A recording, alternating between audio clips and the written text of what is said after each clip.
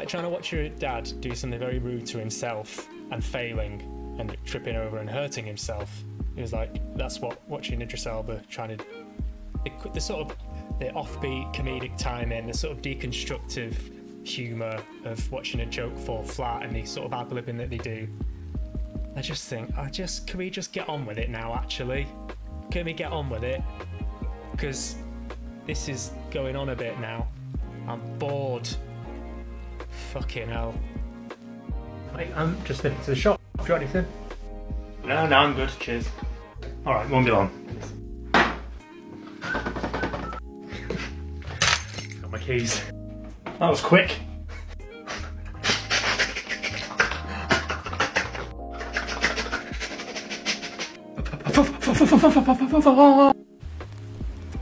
What fictional character would you go on a walk with?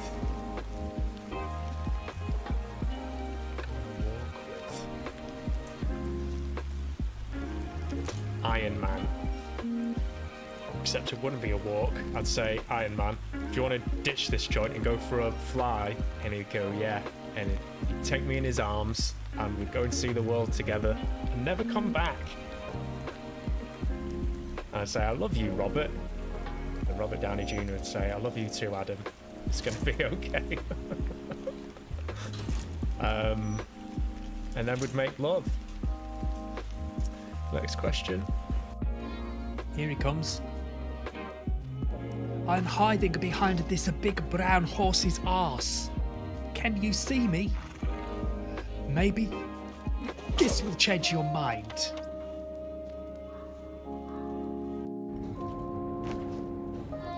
I basically play a James Bond figure, and I've got to rescue all these women hostages, and they're naked because all their clothes have rotted off. Any other hobbies that are keeping you busy? Well, I'm missing my football. As you know, I do like my football, so I've been working on some new football chants. Right. Okay. Yeah. What, do you want to try some? Aye, the first one. Schmeichel, he's our man. If he can't do it, then you better get somebody else to do it. But you're going to be hard pushed because he's the best. Cool. Schmeichel, does he play football anymore? Peter Schmeichel, he plays in net.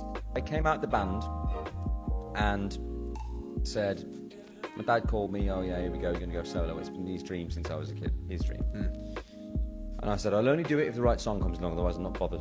I don't want to tarnish the legacy I have already. I've done something that's already worldwide famous and I've got fucking gold records for it. I said, I don't need to do this, it's not important to me.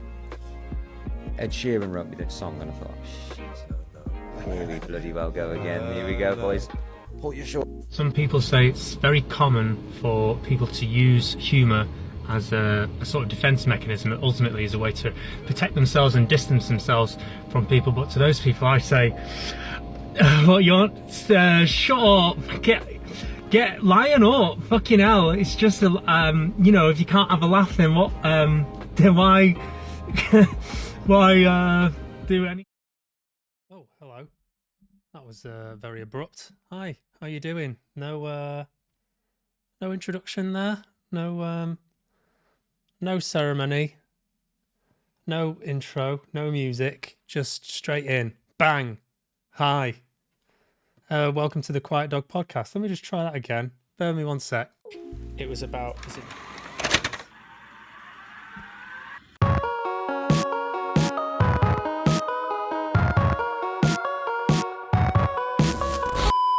That's better. Let's do it properly, eh? Hello. Hi. I'm here during the day. Why not? Why the hell not do this during the day? It's been a while, hasn't it? Hope you're well. If you don't know me from Adam, I'm Adam. Just a little joke there, just to get the ball rolling. Because it has been a while and I am rusty. I'm also very poorly. Got a bit of a cold, bit of a virus, whatever it is. I was going to come on last night, but I it's probably the shortest stream in the history of the streams that I've ever done. I didn't even get out of the introduction thing. It was going for about 4 minutes, and I got everything set up, and I just thought, no, I'm not doing it. I don't have the energy, as you can tell by my voice. I'm still a bit run down. But thought I'd come on during the day because I finished work a bit earlier today, and thought, yeah, I think I've got a bit more energy during the day. So I wanted to come on and catch up, tell you what I've been up to. I hope you're well. Those of you that are watching on YouTube or on Catch Up or on Twitch, wherever you're watching this, hello, welcome. I'm an actor and a writer, and I talk about all kinds of stuff. The main thing I want to talk about today, before I play a bit of a game, is my ayahuasca trip that I went on, which I got back from last Tuesday. So let's dive into that. Here we go.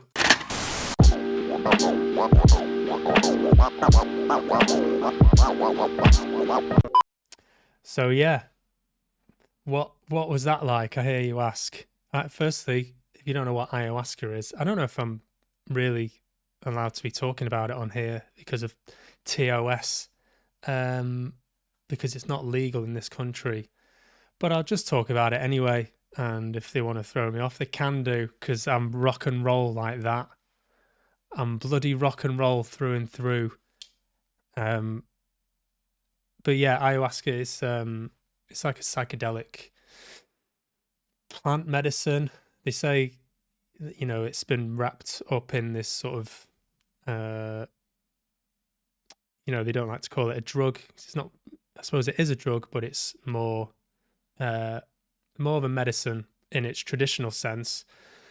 It was it was used in. It's from the Amazon. It comes from two plants that are basically brewed together, and they make this brew that people drink, and it's supposed to heal trauma, or some people experience an ego death, like the death of the ego, and can be enlightened and come out of it knowing a bit more about themselves, about who they are or who they aren't, I suppose, is nearer to the point.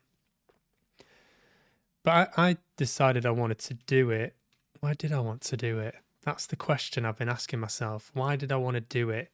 What made me? What possessed me? I've always been interested in hallucinogenics and expanding the mind, sort of expanding awareness, that kind of thing. And so I went into it with that in mind, really. I wanted to get out of my own way. I wanted to maybe address this tendency to think a bit too critically sometimes, either very critical of myself, perfectionistic in a certain respect. It's something that I've noticed about myself, and I wanted to go into this, you know, I suppose, to get outside of myself, connect to a higher power. There's a lot of talk of that in the AA rooms, you know, putting the emphasis on a power outside of yourself. Like, you are not the greatest power in the universe. There's something else at work. So I wanted to connect with that. So I did that. Spoke with God. He's all right. Do you know what? He's decent. He's very down to earth. He's got a filthy sense of humor. Oh, absolutely filthy. But no, he's a good guy. He's a good guy. The old God. So I went on a retreat anyway to Spain, and the idea was sorry, excuse me. I do apologize for my hoarseness.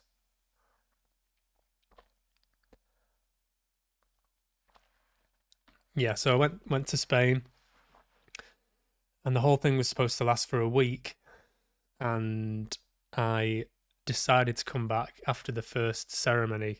Now, why did I do that? I hear you ask.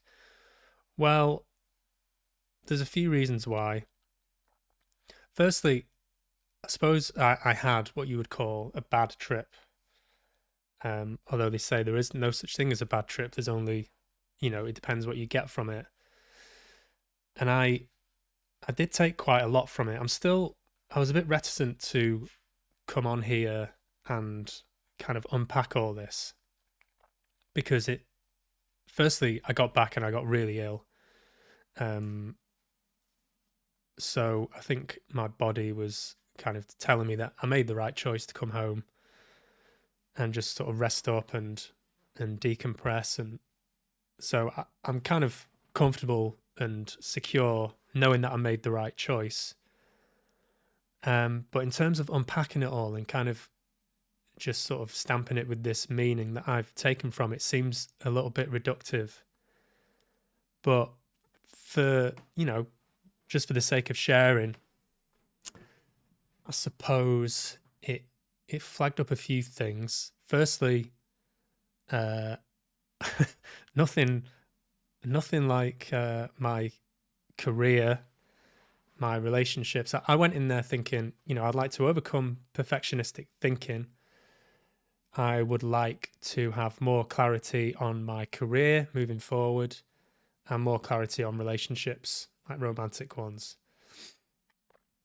And I realized that none of that is important. It's just not important to me. It's not as important as I thought it was, which is about as simple as I can make it.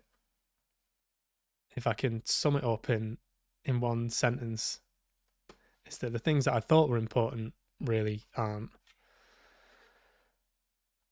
And life really is as simple or as complicated as you want to make it. That was another big takeaway. I spend a lot of time sort of trying to fix things or trying to grow, trying to accomplish goals, trying to get somewhere else. And this might sound like a bit of a cliche or like, some people might already know this, but and it does sound very twee and I was afraid this might happen. It all sounds very twee and just overly simplistic when you put words to it, but it was more of a very real knowing that, if for me it was about connecting to a higher power, then I definitely felt that. There was a moment where I walked outside and looked up at the sky and it was just awe-inspiring. There's no real words to do it justice, what I felt, but it was definitely a connection and a centeredness. Yeah, and there was a lot of emotion that came up with ayahuasca. One of the things that comes with the territory is a thing called purging, which is there was a proper shaman there, and it was very it was a full authentic ayahuasca experience, and all the staff there were great, and it was ran very professionally and very attentively. It was all very supportive. And yeah, purging is something where you basically throw up, or it comes, or you have a bowel movement, and there are stories of people not making it to the bathroom, shall we say. You have a bucket next to you where you can throw up, but getting to the bathroom is another story entirely. And I sat with a very real fear for a long time that I might shit myself because it's pitch black, you can't see anything, and if you need help, you have to say your own name, which is weird as well.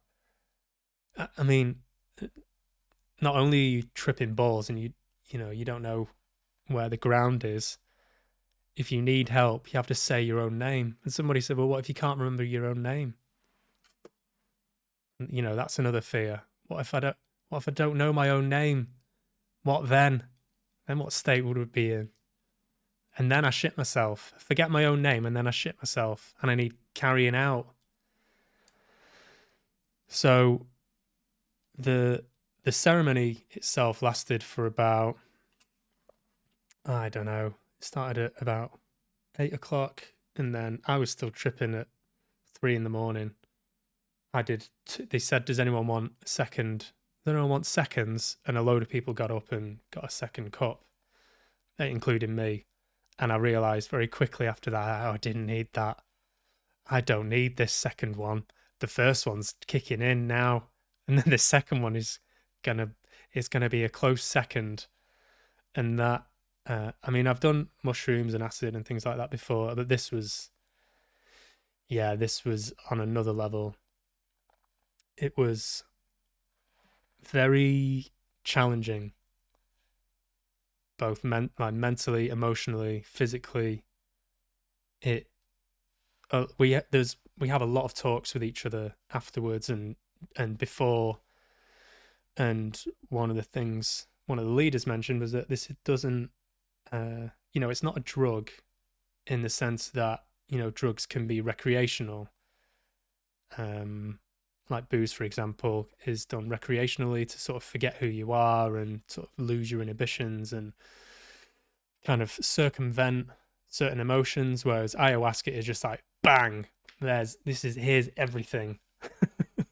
Here's all of the stuff. It's here and it's coming out now. And so I suppose that is what purging symbolizes, is a sort of movement of things coming out. And for me, it came out in the form of emotion. I felt blocked. I felt like I wanted something to happen. I wanted to throw up, or I wanted to just sort of have a good shit, or just something needed to happen. And I was laying there for ages, and then I started sweating, like a cold sweat.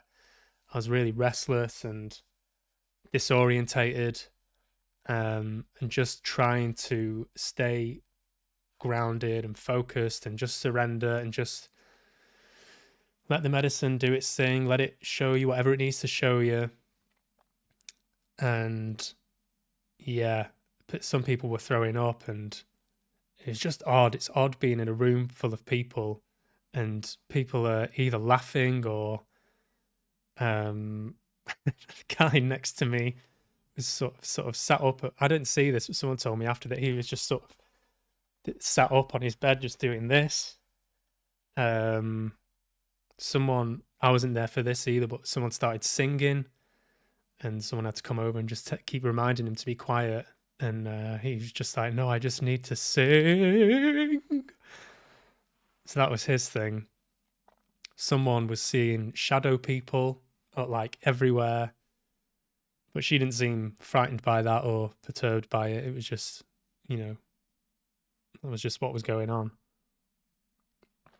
So it's pretty chaotic, and there's not a lot to grab onto, but the few things that you do have to sort of grab onto and keep yourself grounded were the shaman sings these songs, and in the traditional sense, they are there to ward off spirits, to cleanse the space. He also was shaking these leaves again to cleanse the space, and he would blow smoke, like tobacco smoke, again to keep people grounded and cleanse the space. All of which I found, well, I didn't find it relaxing, and I didn't find it helpful. It didn't help me through my ordeal. And what was even more disconcerting is when he stopped singing and it was just silent. That's when, it became very apparent like how strong this stuff was. And it was intense, to put it mildly. And then he weren't sure what was real and what wasn't, because at some point I felt like this cold spray on my face, and it was like, he was spraying people with this stuff. He was great, by the way. The shaman was brilliant. We met him the day before, and he was very positive, and they were saying that the only thing you have to fear is fear itself. Just surrender, let go. This is a healing medicine. This is a celebration of life. This is joyful. So I went in there. I didn't go in with any fear at all. There was a lot of exercises to do with, yoga and breathing techniques. And so I was the last person I expected to have a bad trip. there were other people there, I was thinking, you know, the egotistical part of me was like, are you sure you should be doing this?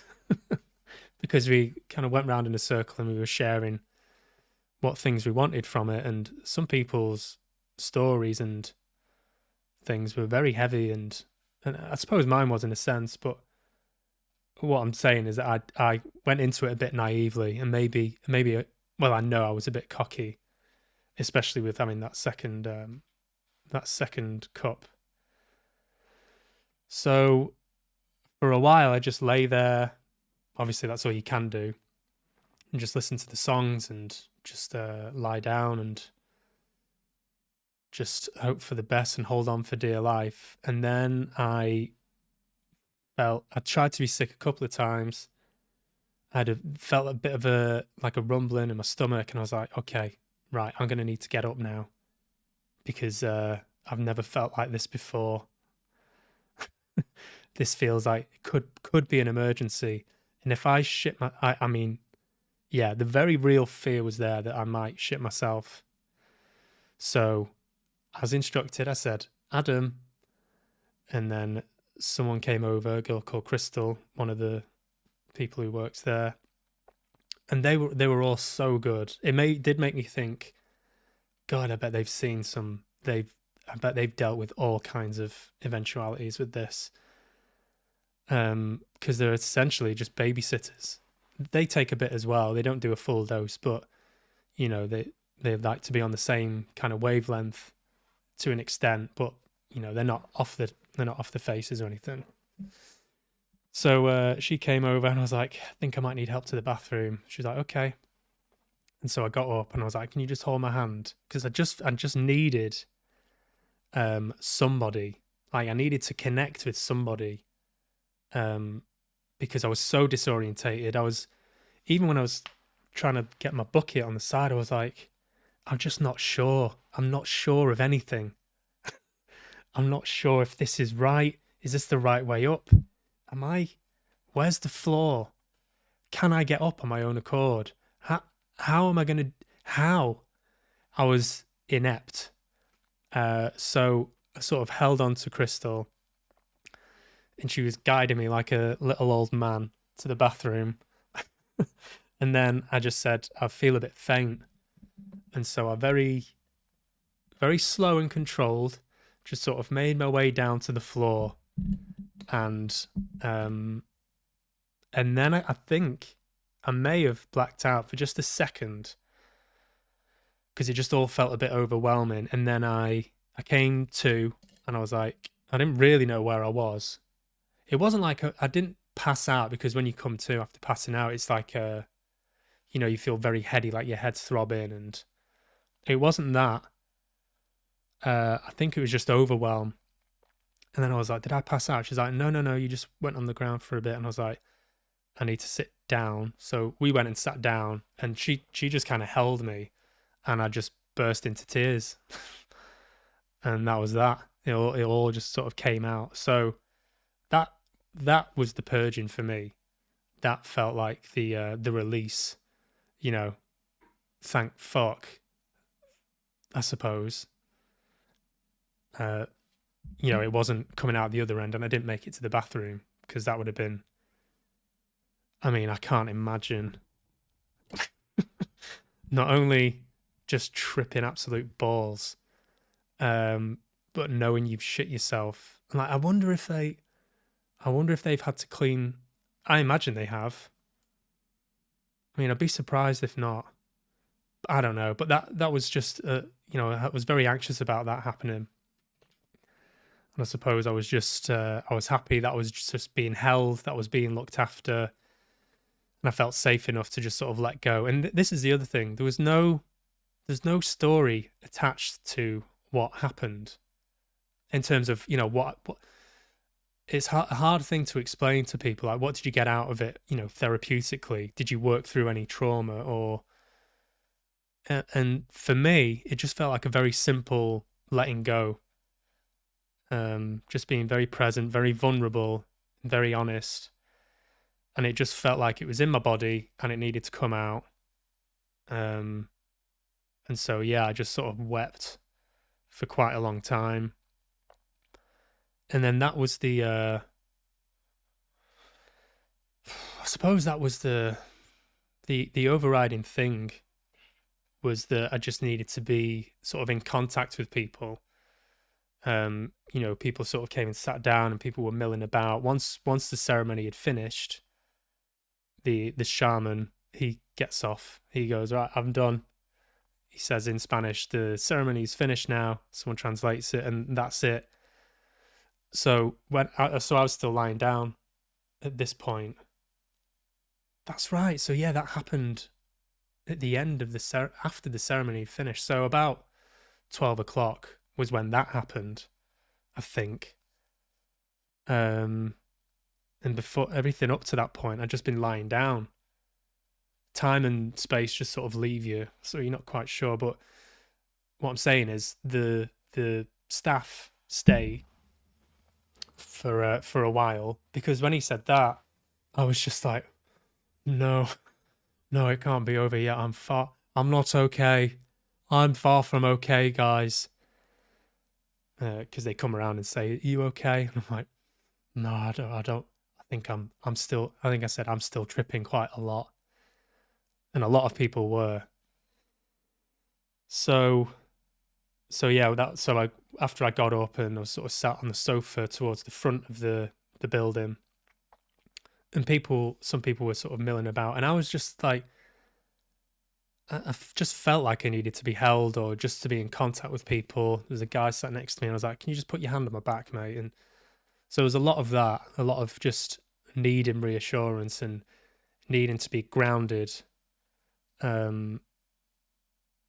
which was all kind of, I mean, I suppose there's a story. Is there a story there of, because I spoke about this afterwards, like, is there a story there of me not asking for help, not finding it easy to ask for help? Is that something? Maybe, I don't know. But yeah, I suppose the takeaway from it is,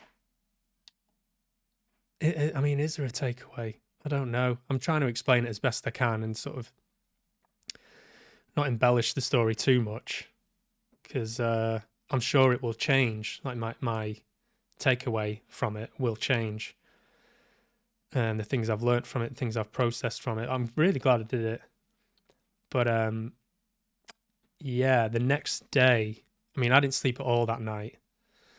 Excuse me.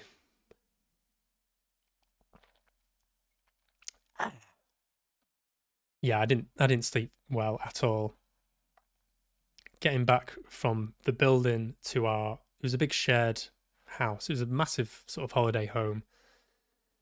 But, having to walk back from that building in the dark back to my bedroom, that was a mission. And then, yeah, just getting back into my room and still tripping a bit, still just feeling very raw and vulnerable. And yeah, I woke up the next day and I was just like, nah, I don't know if I want to do this anymore. I think I'm done. And so I spoke to one of the people who ran the retreat, spoke to everyone really, and just sort of mulled it over throughout the day. And I was like, I think I came into this, that firstly, there's been a few things going on at home, a few family things and relationship stuff. And so I felt pretty exhausted going into the process.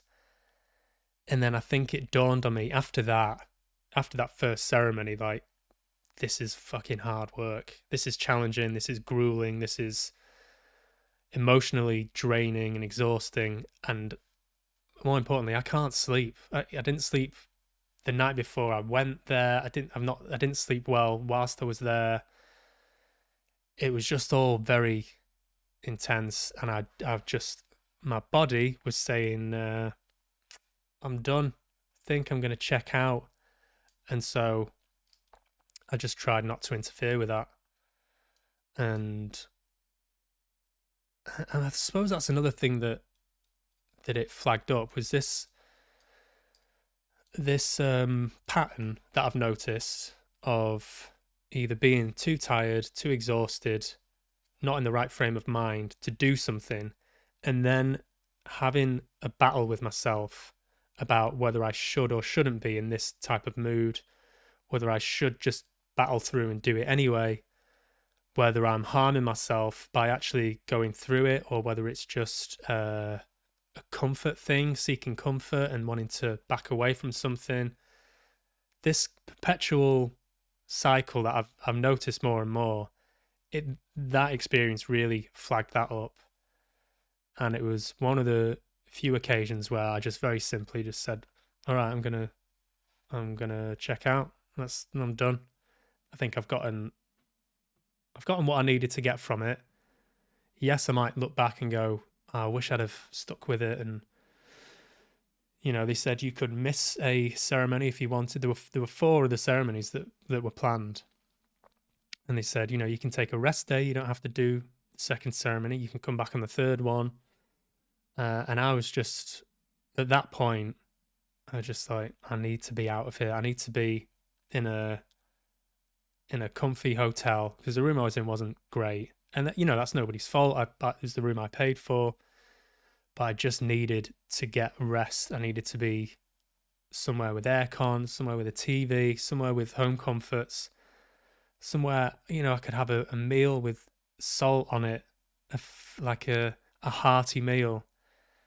Because the food there was great. The chefs were great, but you're on a special diet because of because of the way the medicine works. You have to be on a very particular restrictive diet, and I could feel myself wasting away, and I was just like, oh, something's got to give. But they did say that that's also part of it, the exhaustion. And, I suppose that's the breaking down of the ego, not having any energy to fight. And I suppose that's what I was experiencing. It was the ego in me was saying, I need to get out of here. I need to protect myself. I need to rest. I need this, and this. And in the end, I just sort of gave way to it. And everyone was great. Everyone was really supportive. And there was a part of me which was disappointed. That was, regretful that I didn't, I didn't carry on with it, that I perhaps missed out on some more stuff. But, at that point, it was the best course of action, and it was the right choice for me. And that's as simple. Again, it's as simple or as complicated as I want to make it. So no regrets whatsoever. Everyone there was great. Had so many just really humbling and authentic and enlightening conversations with people you've just met. It's there's no experience like it. That's for sure. That is for sure. Yeah, the connection you make with people, even though I was only there for 3 days, this real just openness and supportive atmosphere. And there wasn't one conversation about, so what do you do for a living? That, it didn't even enter the conversation. It was just it's not relevant. Everyone's talking about what books they're into, what sort of philosophies are they interested in, and it was great. It's really good. Maybe I'll go back and revisit it at some point. Maybe I'll, do another retreat. Maybe not ayahuasca, maybe some other psychedelic retreat, like, psilocybin, something like that. But, or if I could go back and redo it, I would have just had the 1 cup. Just the 1 for me, thank you. I'm driving. Yes. What else was I going to say?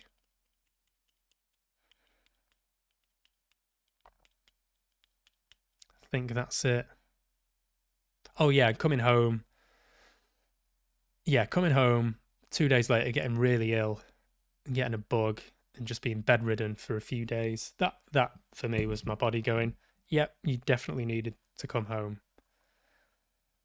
So that's kind of where I've been at the past few days. I've been well, the past week really, just resting up, reading, getting back into this. I think let's crack on with the game, shall we? So that's that. That's the end of that. And I'm sure I'll delve back into this again on stream and sort of refer back to it. But I'm going to take this jumper off actually, because this jumper was a mistake. So just bear with me. I'll be right back. Thank you. Bye.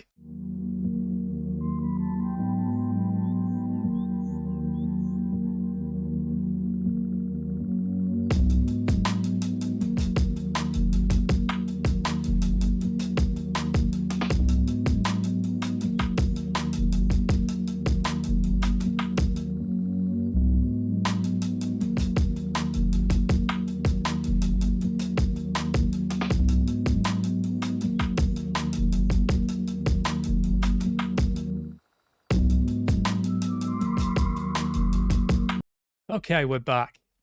Right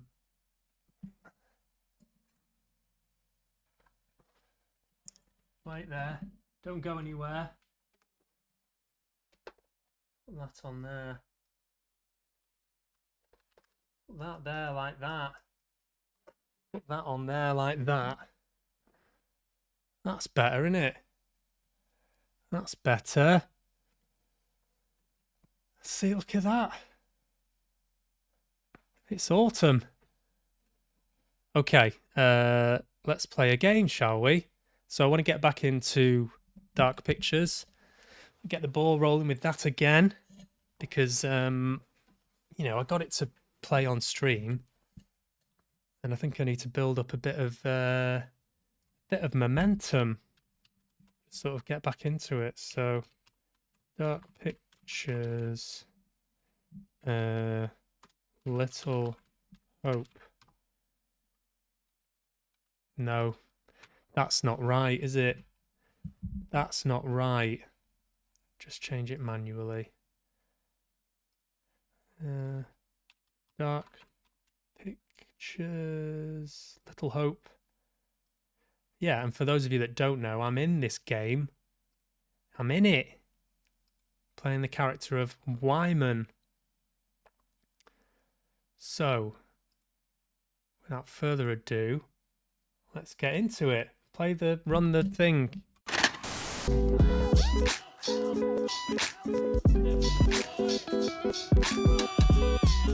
I'm the third revelation. Told you I'd eat you, Eli.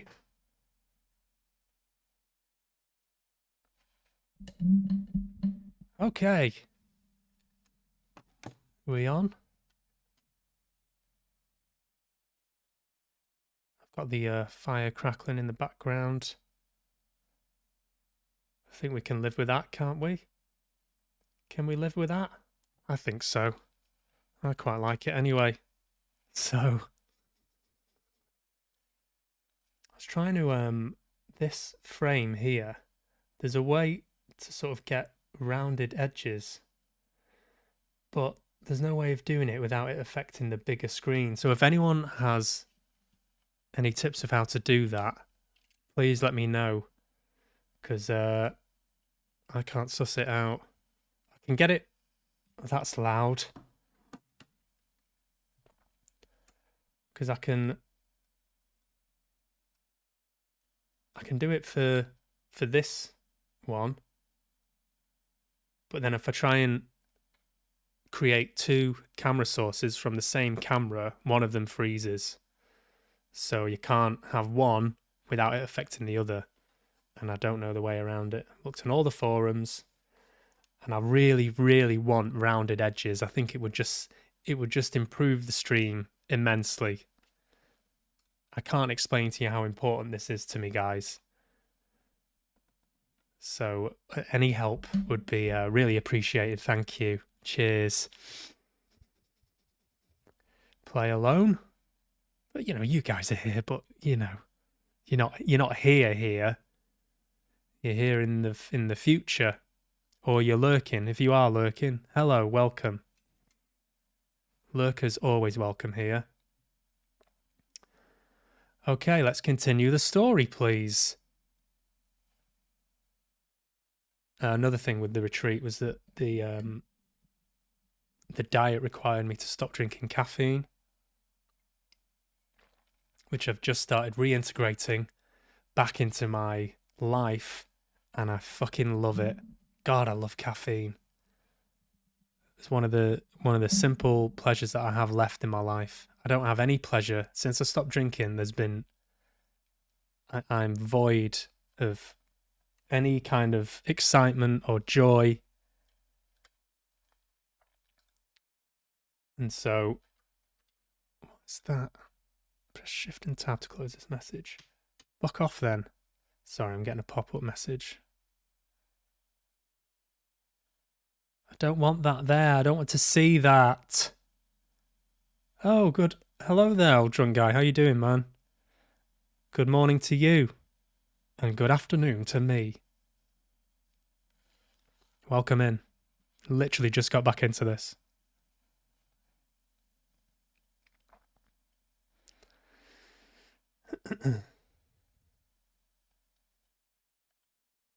So, yeah, getting back on caffeine. I was just saying, after my ayahuasca trip, you had to cut out caffeine and a few other things. And so getting back into caffeine has been a real good treat. Just having 2 cups in the morning and just having a cup now, but then that's it. No more. No more, no less. But yeah, you fucking dick. You fucking stupid moose. You fucking moose prick.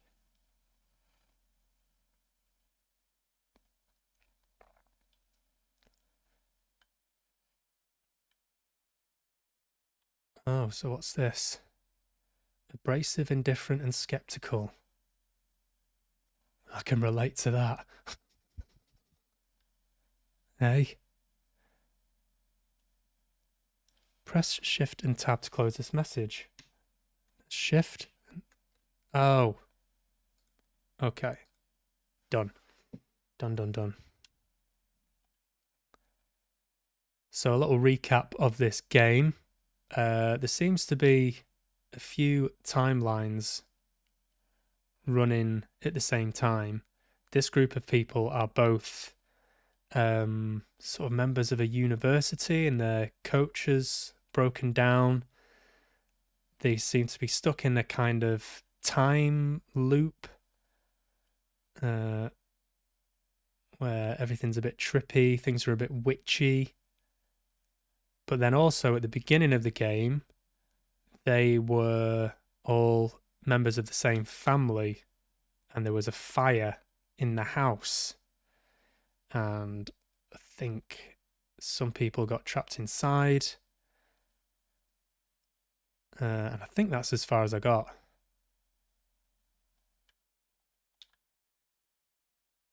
And that's it. But I know from being in the game that there is a theme of the Salem witch trials. That's a big part of the game.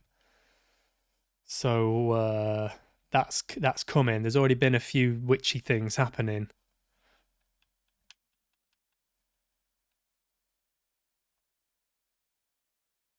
So keep an eye out for that.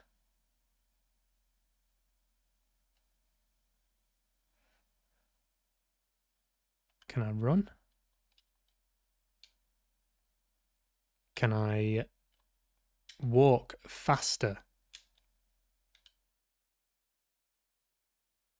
No.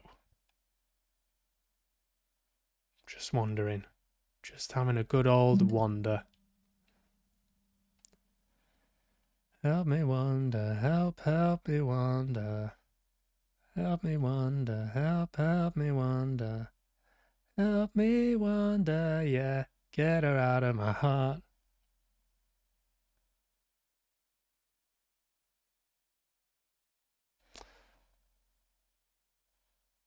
Well, there's bound to be something up ahead, isn't there? It's not going to be nothing.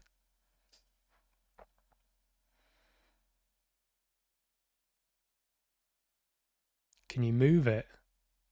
The bridge? No, that's a fixed. That's made of bricks. You can't move. You can't move that.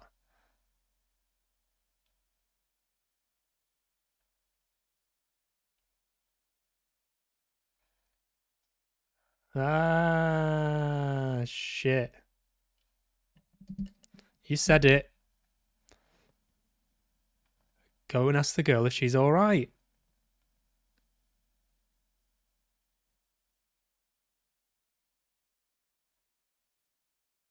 At least shout, first off. Let's be supportive.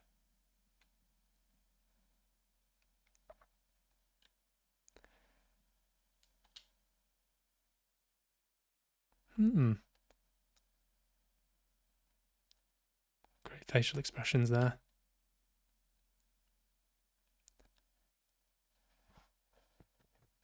I'm sweating.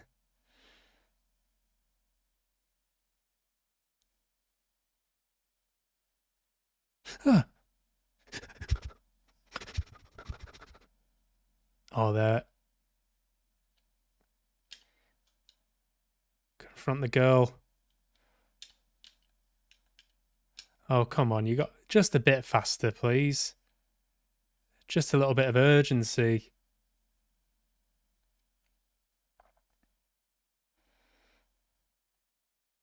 Oh, what's that? What's that there?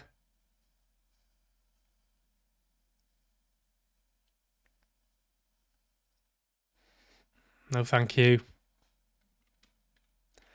No, we don't like that. What's it you want from me? Where the hell are we?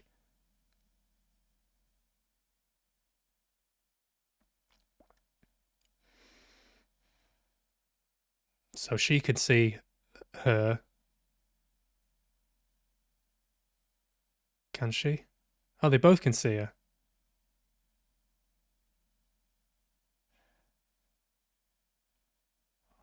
Frightened.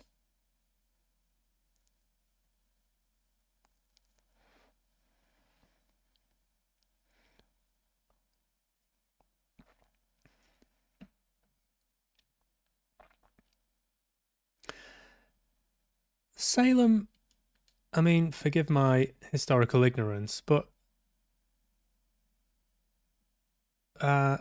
maybe I'm way off because I keep saying the Salem witch trials, but these are all speaking with northern accents, so different thing, different place because it's a different accent.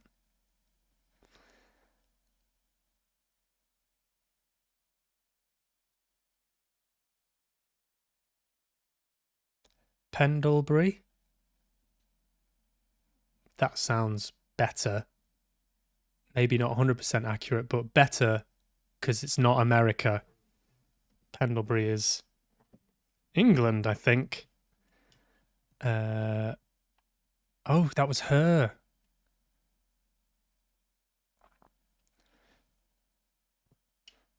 That'd be weird, wouldn't it? That'd be fucking weird.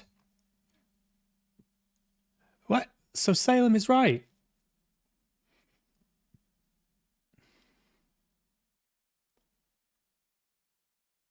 She don't talk like she's from Salem. Talks like she's from fucking Barnsley or somewhere.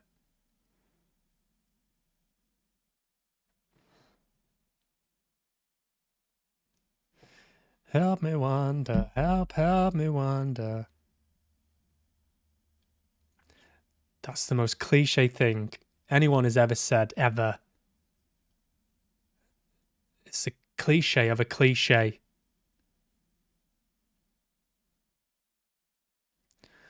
I'm with Andrew, even though I'm not quite sure who that is.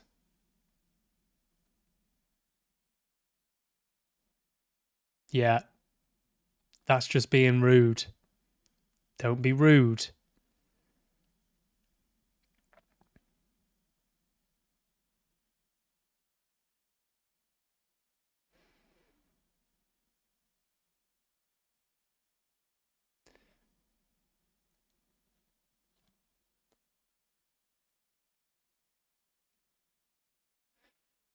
Help me wonder, help me wonder.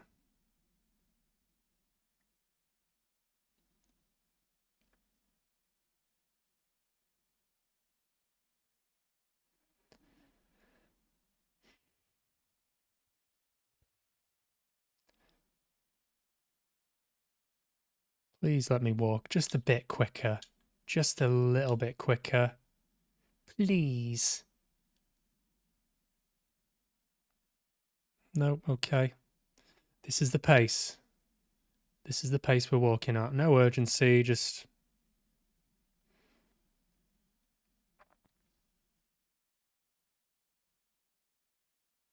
Oh, now he's running. Oh, look at that.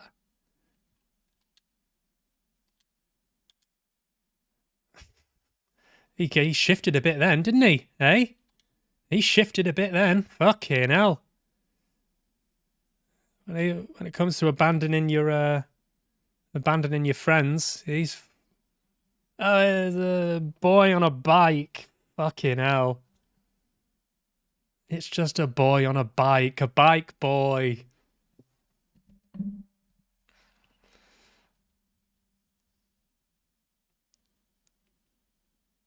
The old bike boy from the bar. Bloody hell. He's cowardly, isn't he, that man? He's out of there like a rat up a drain pipe.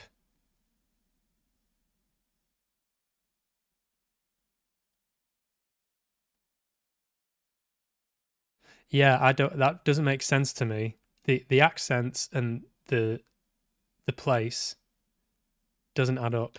And I know there's a reason, but I'm just talking to myself.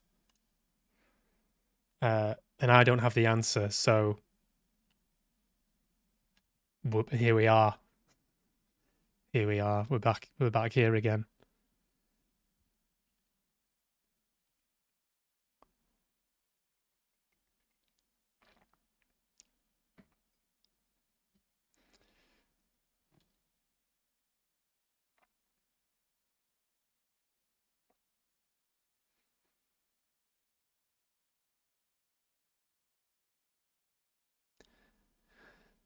How do you deal with all this?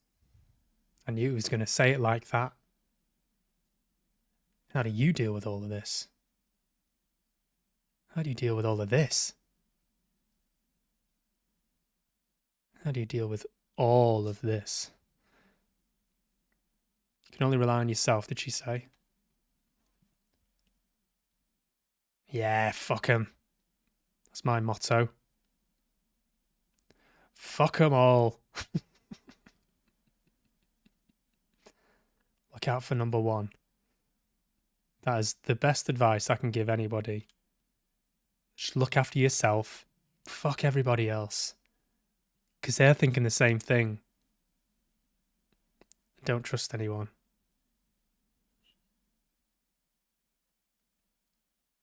Oh, so he's the teacher, professor type dude. Stop worrying about yourself. Selfish.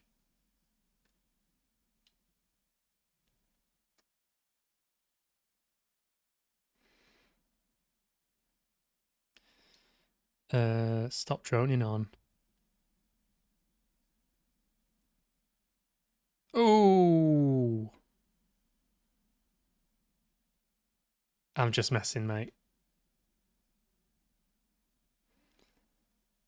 You're the best teacher since sliced bread.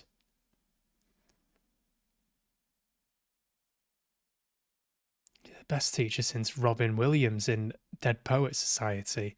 And I love Dead Poets Society.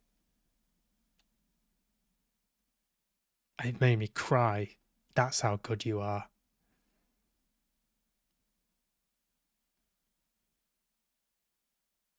In fact, you're better than Robin Williams, mate. And I mean that.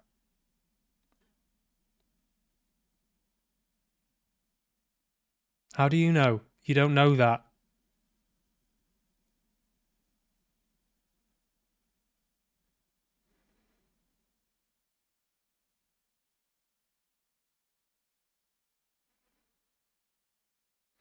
Here we go. He's off again. You deceitful coward. Oh, he's off now. That's it. Leave the woman to fend for herself. Unbelievable.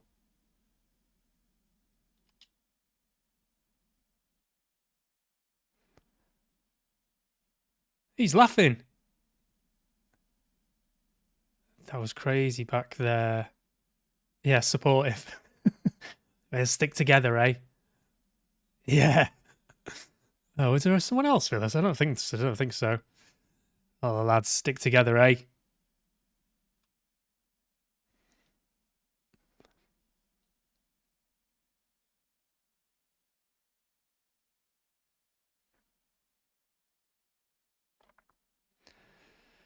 Someone has to look after John. We missed you too. Sarcasm, definitely. Sarcasm always works. Sarcasm is a one-size-fits-all response.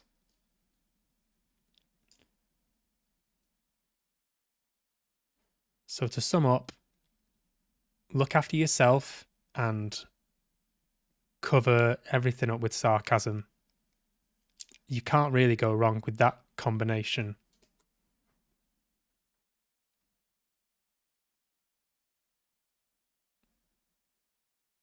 And you could be being sarcastic, but actually telling the truth as well. So, do you know what I mean? It just covers all bases.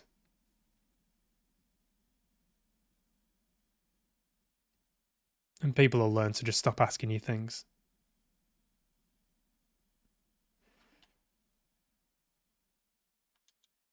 Stay close together, find help in the town. I would like to just break into a little bit of a canter.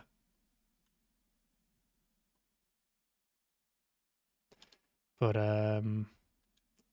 it's not happening. A rock. Interesting. I found a rock. Oh, he's going to smash the window.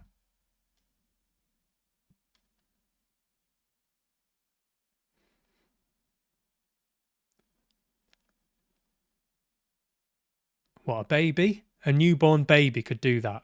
Think.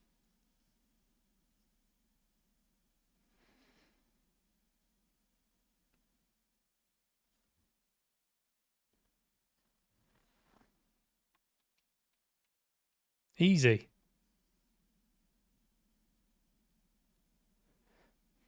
Not a problem.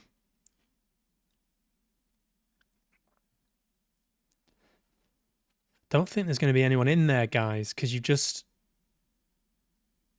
broken the window in what looks like a completely derelict building. So it's not looking very good, is it? It's not looking good.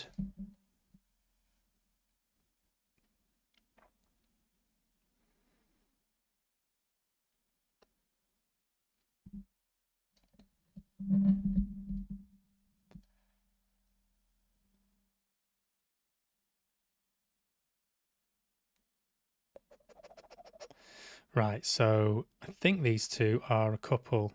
Oh, I can walk a little bit faster. I think that's making a bit of a difference.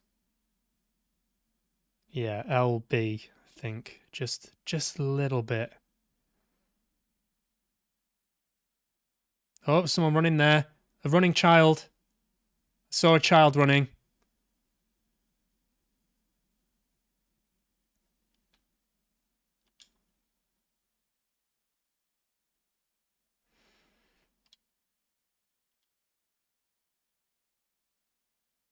She just heard a noise. Oh no, I'm going into the fog. God help me. Oh, I'm back. That was weird.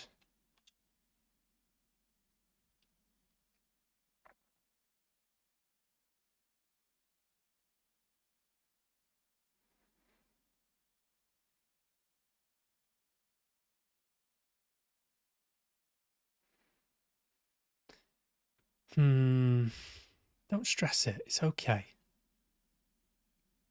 yeah, be supportive. Some of the characters I'll try and make them nice, just for variation. Some of them I will make them absolutely deplorable. Someone there, who's that? Follow the little girl. Walk up a little bit faster. Come on, guys. Hey, come back. And then chase them at a very slow pace.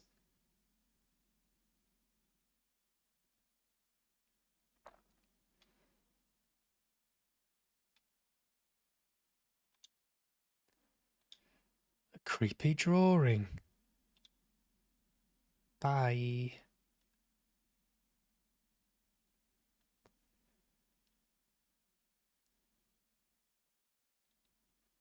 Hello? Hello?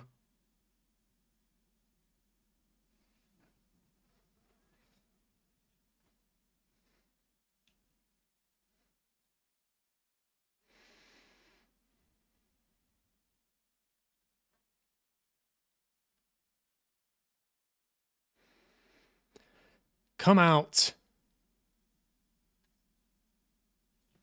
I've had enough of that. Just stop it.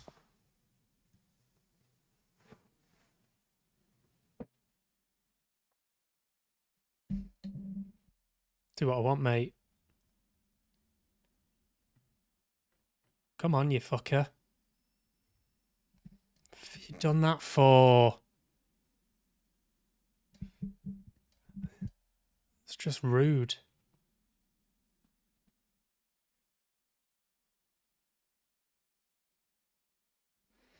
Here we go.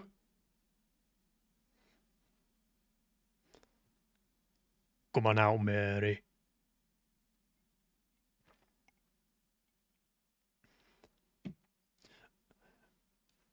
Oh no, let me go.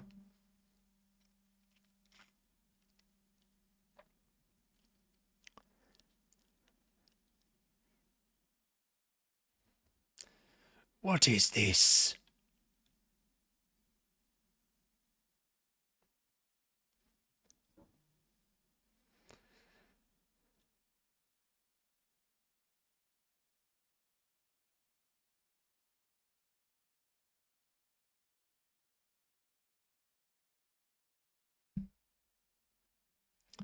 So I was there on the same day as this guy at the studio. I thought he was very good. It was because they threw a few things. They threw us a few curveballs when we were recording. They just gave us a list of exclamations to shout out as if so they could use them for, there's the trials that happen a bit later on in the game.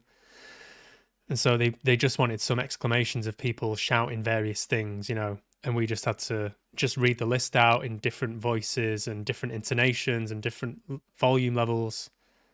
And I remember watching him do it, and I was like, "Oh fuck, he's really good."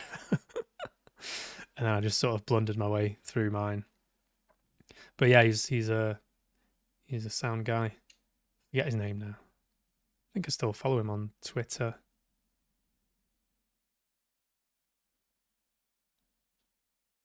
What the fuck, Richard?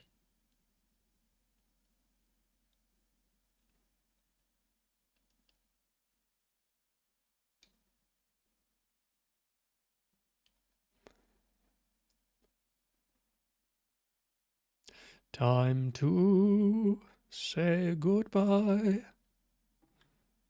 and get the fuck out of here.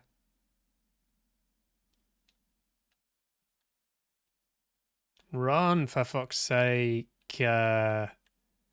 Please, Jesus Christ. Run, just have a fucking jog. Fuck me, look. You've just seen a fucking witch. Oh, fuck me. About a bit of fucking enthusiasm.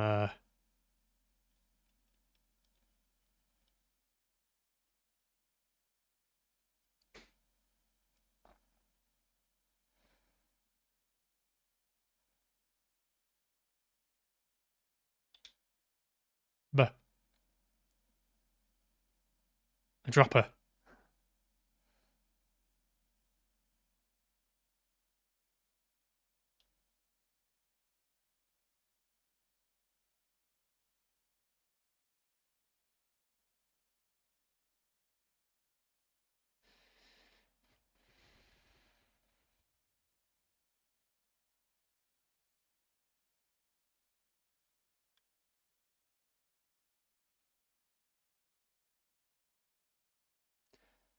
Stick together.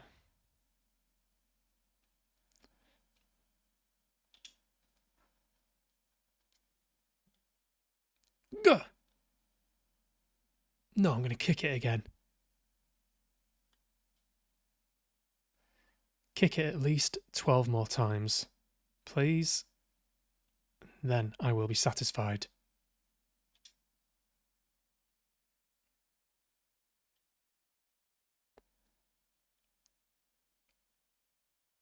Brr. Brr.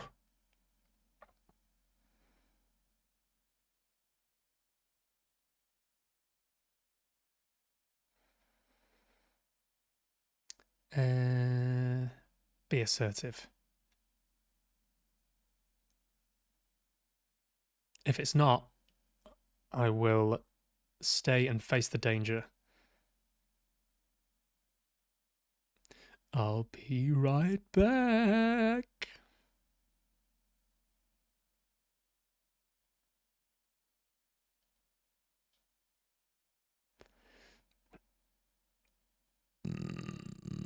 Excuse me.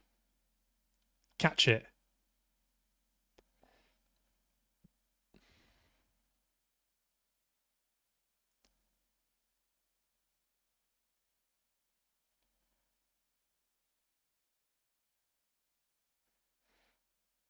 Prepared for another jump scare. I'll fight you. Sadly, due to the decline in business since the closure of the factory, we are unable to continue trading. However, Whitman Mart wishes to thank all its customers for their support over the years.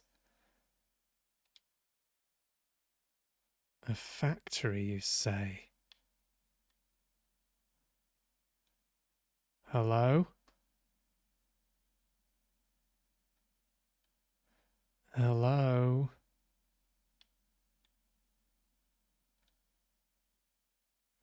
Been playing Resident Evil off stream, which has been enjoyable.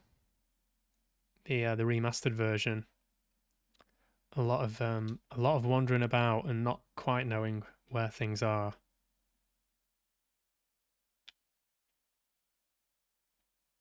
But I didn't complete the original.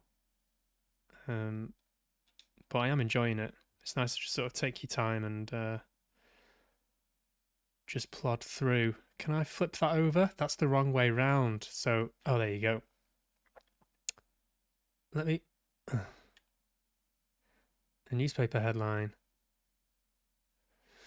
From 1973 announces the arrest of Reverend Carson after complaints from parents. The minister had an interest in the occult. Reverend Carson used the occult to his advantage. Carson. I'll remember that name.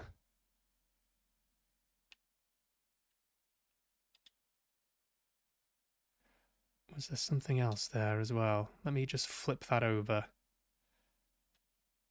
Flip. Oh, hello.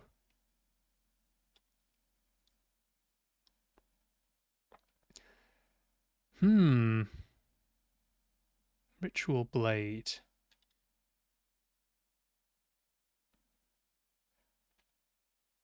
Yeah, I think the voice acting in Resident Evil, I think they kept it the same, which is nice because that's part of its charm.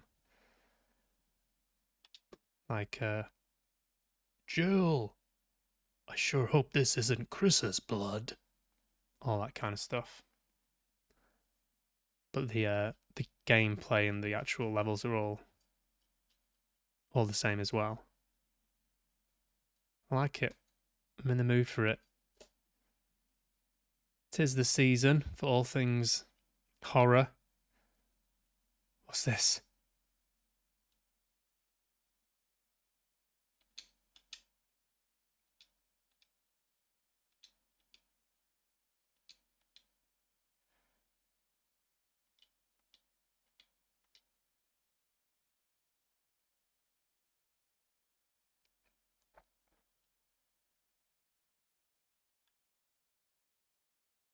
Hello? Who goes there? Stop fucking about.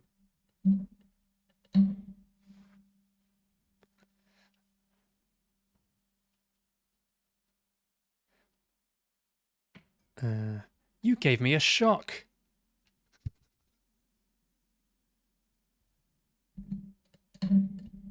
No one says that, do they really? You'd say, you scared me. I've got rats for company.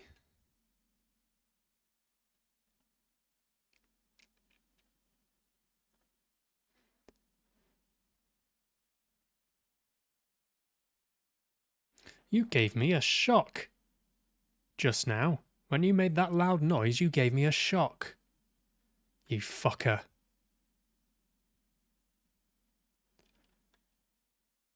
Or you would say, you shat me up. You put the willies up me.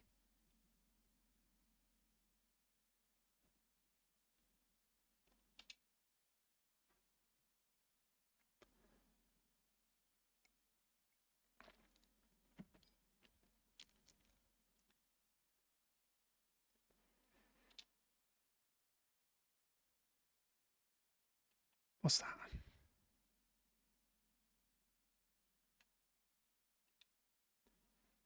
Number one, Dad. Who's Dad? That's the question. Right, where's she gone?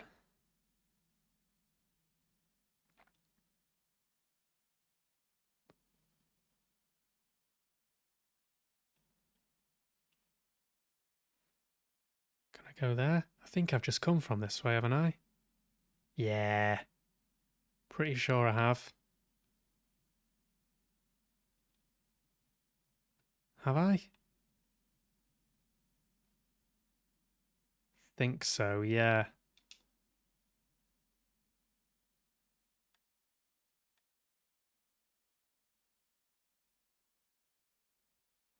My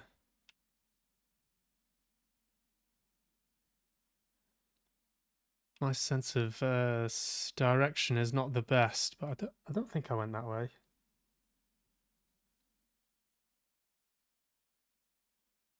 This is why I kind of refrain from playing games like,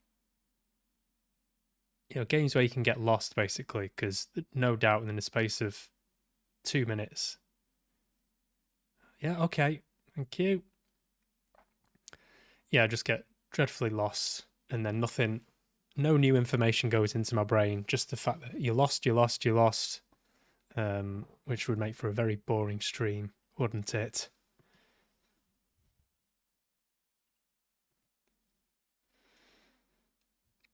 Stop doing that. Just say my name, or just a gentle hand on the shoulder would suffice.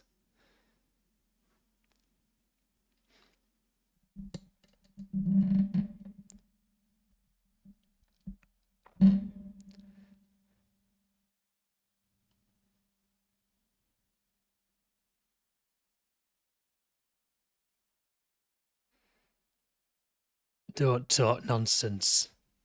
You're talking shite, woman.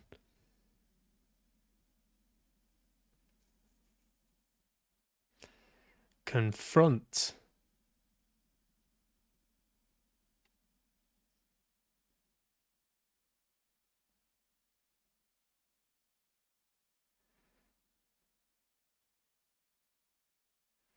I don't know you, mate.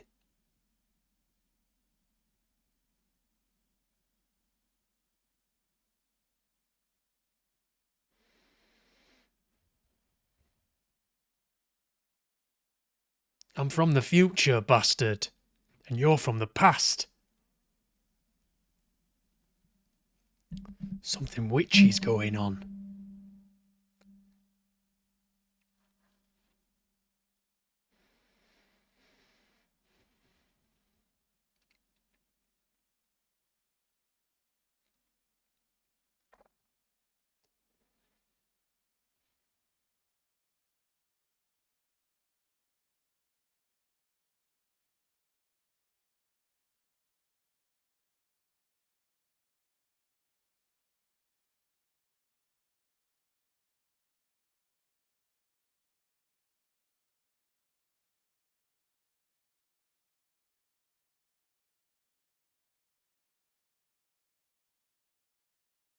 We'll get to the bottom of this. You mark my words. Okay, now.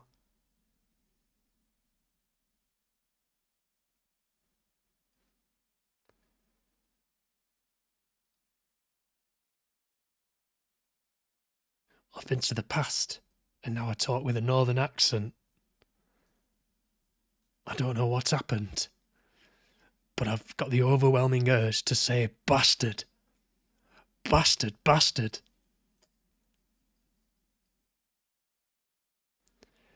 So, John and Angela.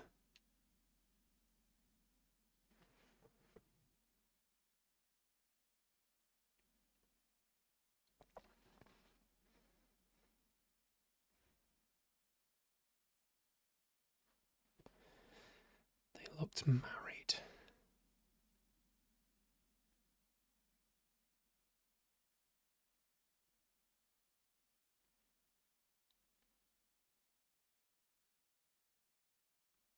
I'm tripping balls, mate. I'm tripping balls.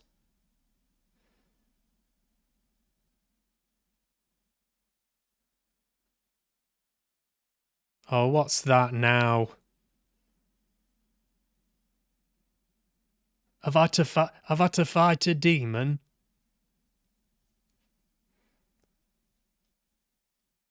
Are you telling me I've to fight a demon?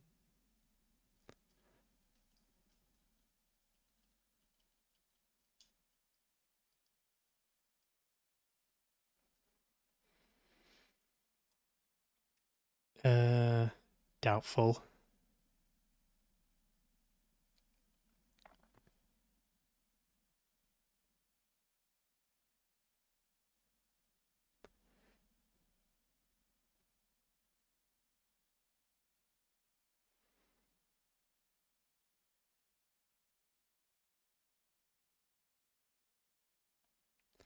Here she is. Hey up, Angela.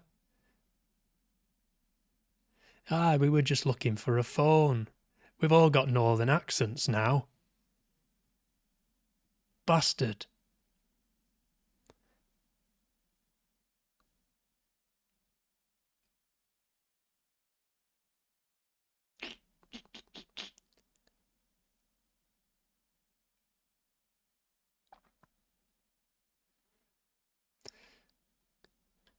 Come on, let's find a phone. Come on, let's have a look in here then.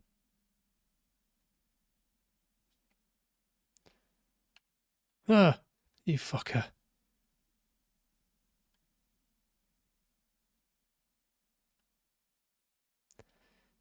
Go this way. Come on, there you go.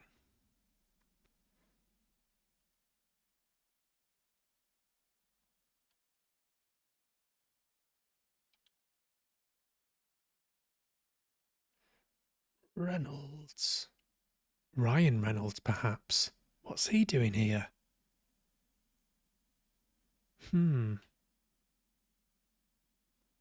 Guys, it looks like Ryan Reynolds was here. The actor? Yeah. I found his badge in the locker. I wonder what that means.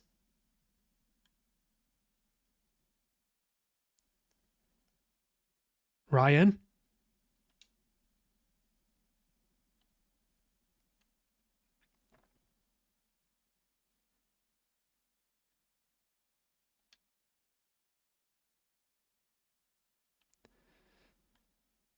Maybe Ryan Reynolds can get us out of here, guys. Ryan! Ryan!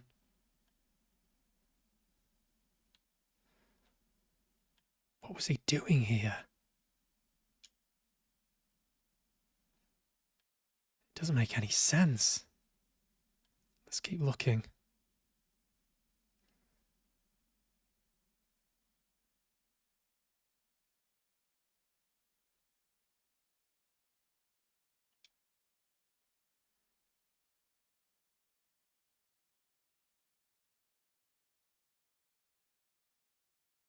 Ryan? Ryan? Excuse me.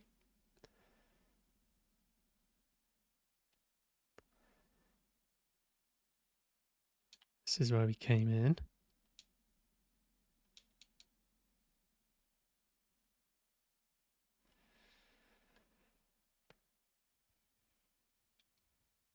Been in there. It's on the plaque. Old Witch Jail. Okay.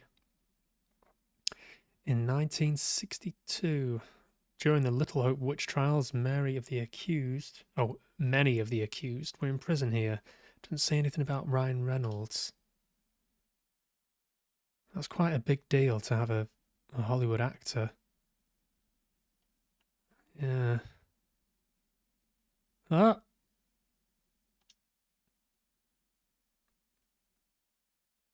Check if it works first.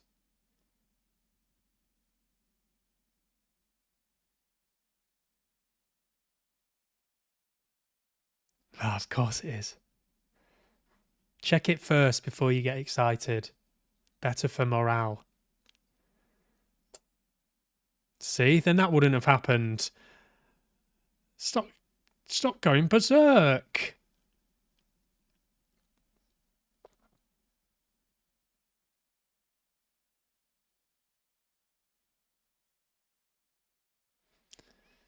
Stop it, John. Stop it, you nutter.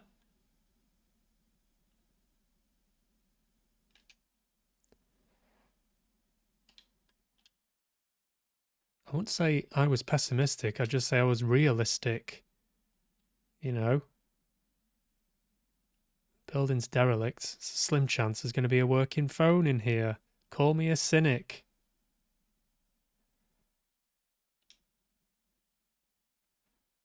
Let's find a wire. Not that.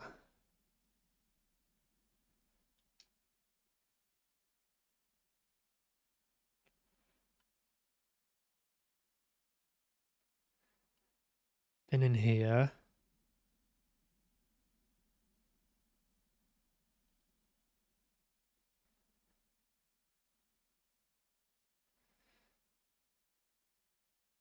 Right, so we can rule this out. Don't need to go back in there. Excuse me, Angela.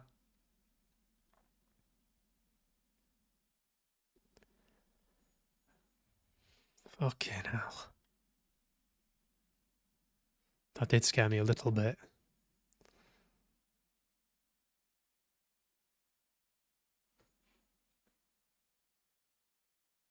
It's not plugged in. It could be Ryan Reynolds. Assertive, I've got this. I'll get it. I know his work better than anyone. I know Ryan better than anyone. All right? I'll answer it, guys.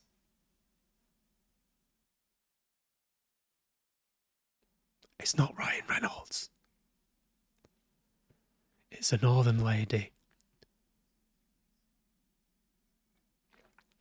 She sounds working class. Impatient, I can help you. That's not impatient.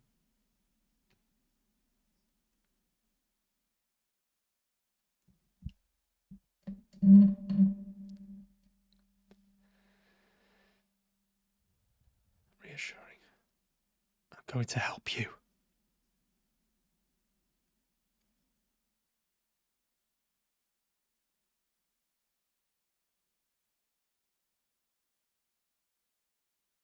I was there with that woman as well.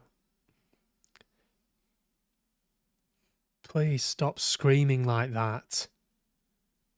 If you need my help, just say in a calm tone of voice.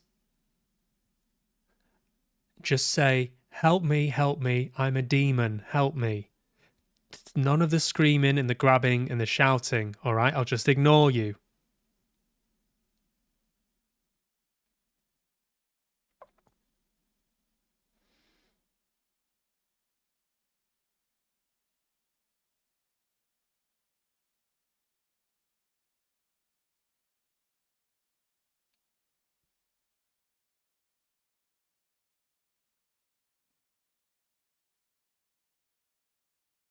That's me.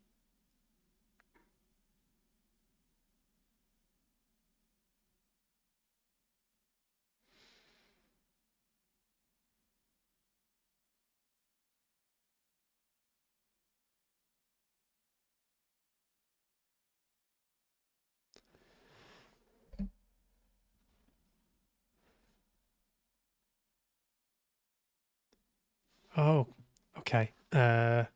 Stay. It's just getting good.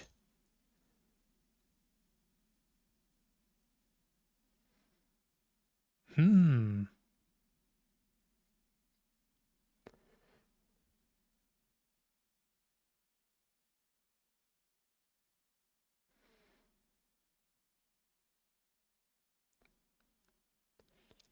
He's a baddie. He's not to be trusted.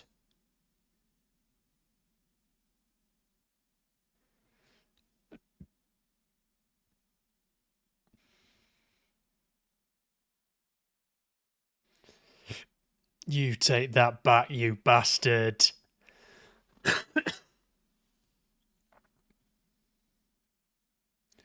Approach. Let's approach on the left.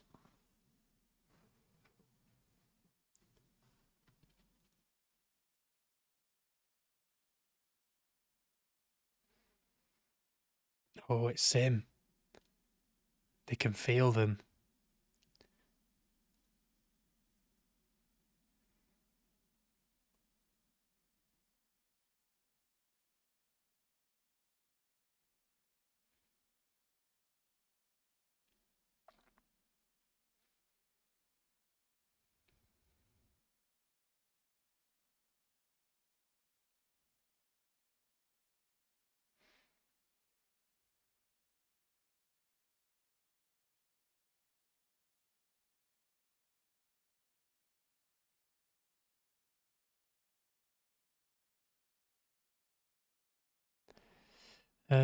Leave her alone.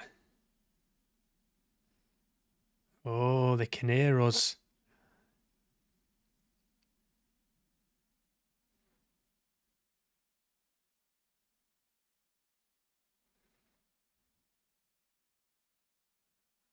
Oh, look who it is. That the other character?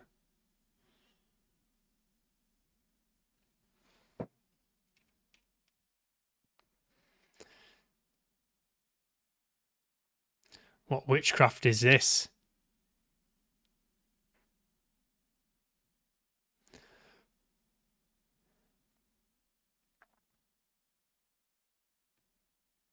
Oh no, that's the other guy.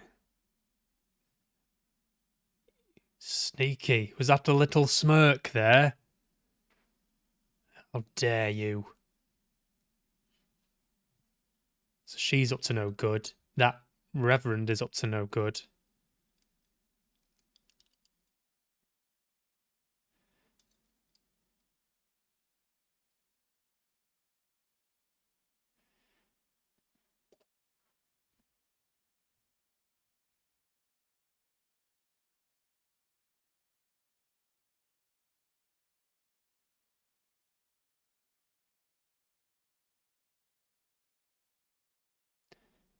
That's the girl I saw in the woods. Mary.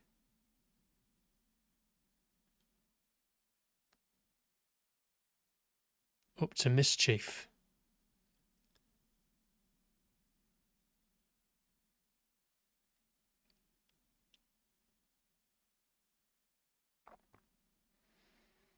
All of the above.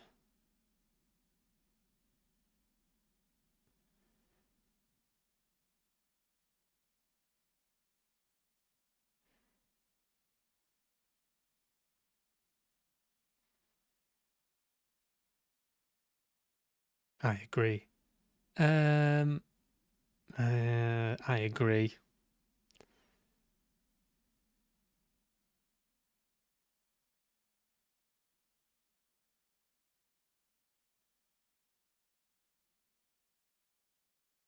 A lie. A lie is a lie, no matter what your age. her husband looked like you.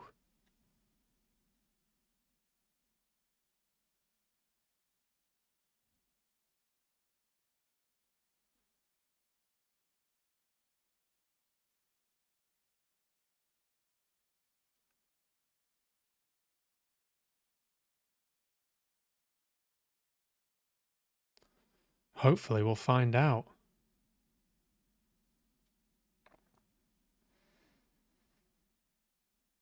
He looks a bit like David Arquette. If this was a film, that would be who I would cast.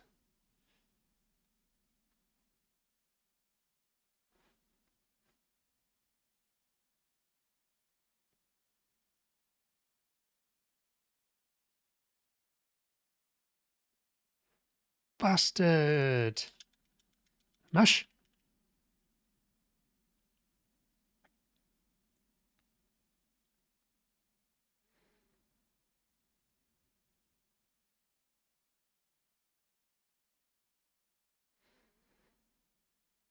Number one, Dad.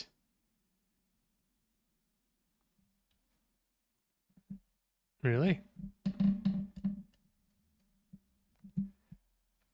It's fucked up. Oh.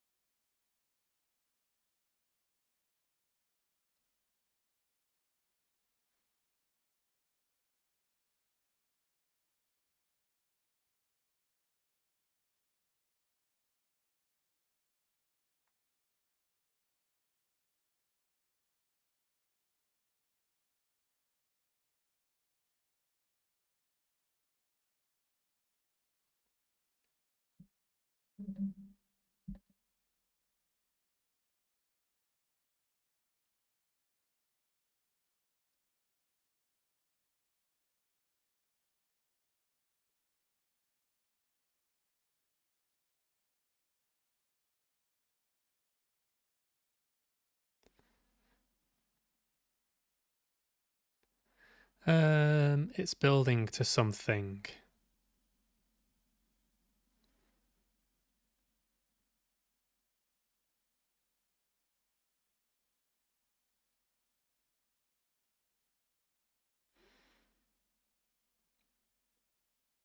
That's the spirit.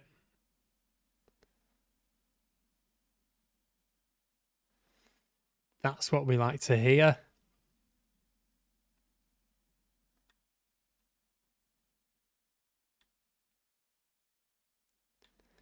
Probably something very, very bad is going to happen. That's my attitude always. Expect the worst, and then everything is a pleasant surprise. Expect the absolute worst. With people, with events, with everything.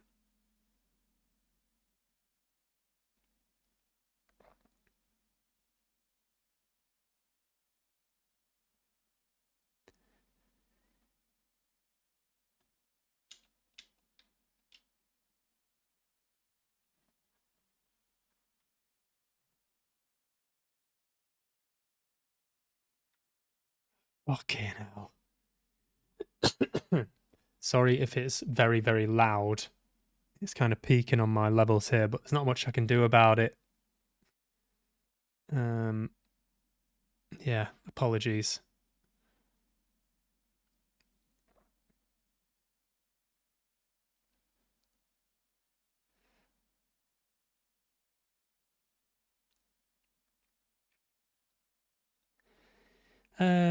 Happy to lead the way. Right, bear with me 2 seconds, guys. Just gonna take a quick bathroom break, and I'll be right back.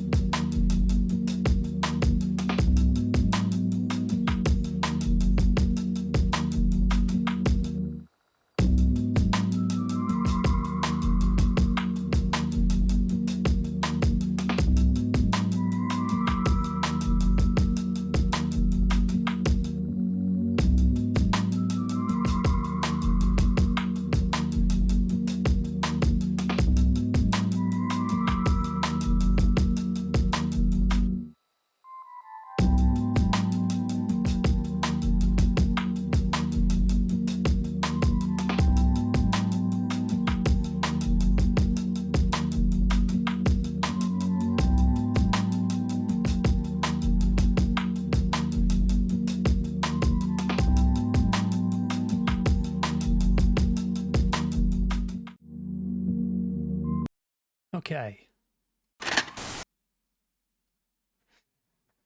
And we're back.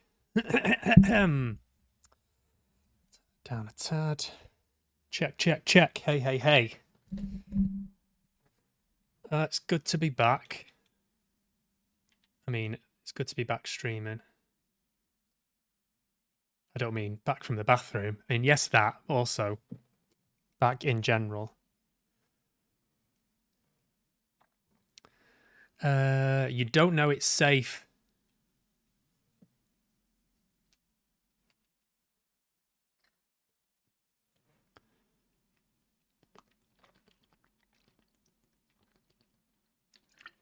Yes. Always do nothing. Opt for nothingness.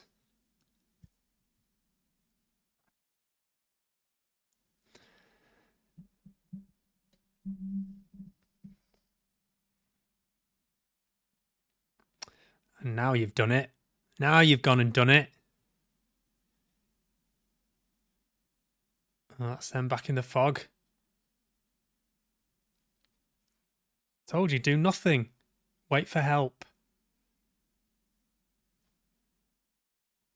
Shout and wait for help.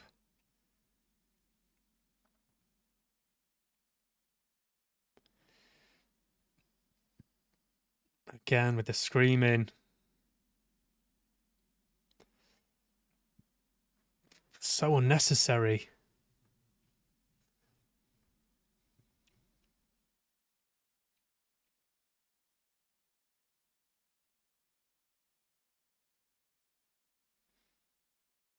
Imagine being alive back in them days. Imagine that. I mean, obviously, now has its problems, but back then, imagine being accused of a witch. And you're fucked. You're fucked, mate. Tell me what I can do.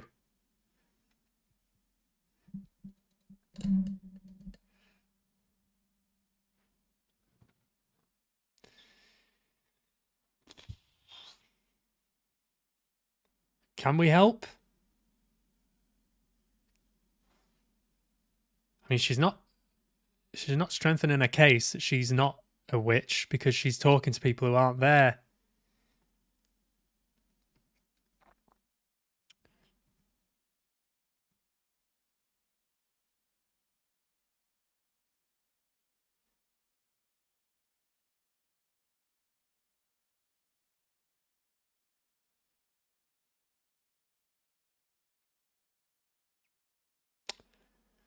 Oh dear.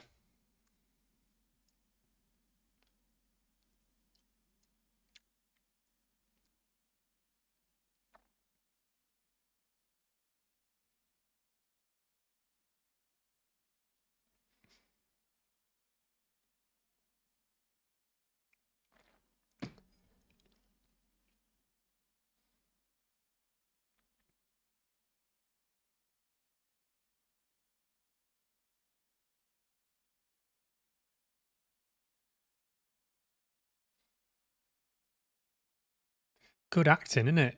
From oh, bye bye.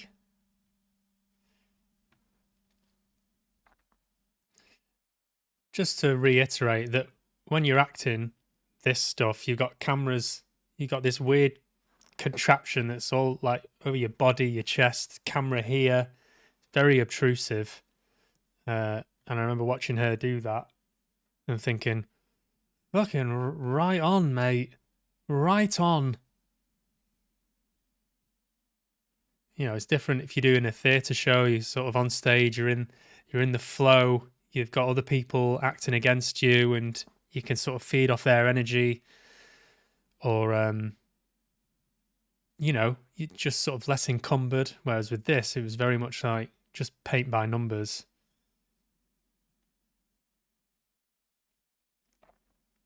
It's tricky, very tricky.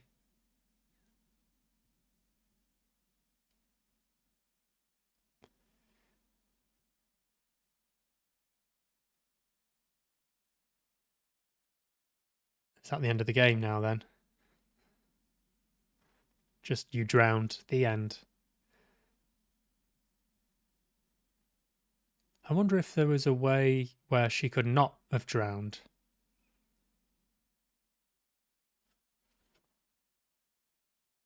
I wonder. Wasn't much we could have done there to have changed the outcome, I don't think.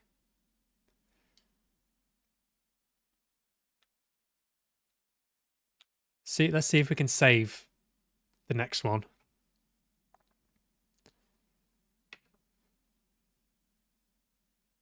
I'm optimistic.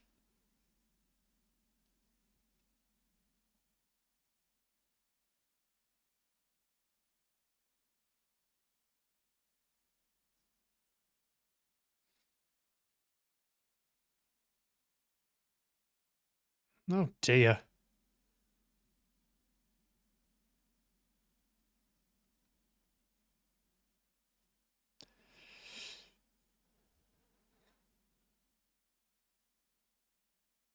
You're a coward. So, gonna go for her, thank you. Yeah. What goes around comes around, John. You know it makes sense.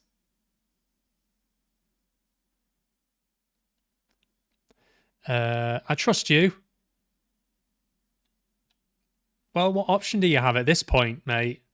Beggars can't be choosers. Stay there and die? Fucking hell.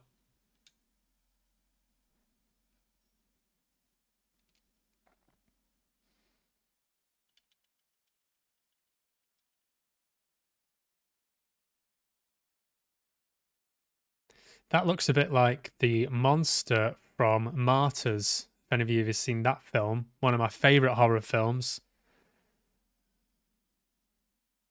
The woman who is in the bath.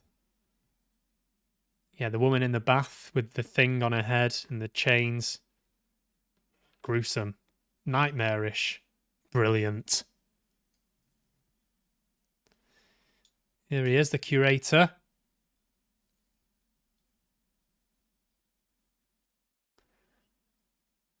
Yes.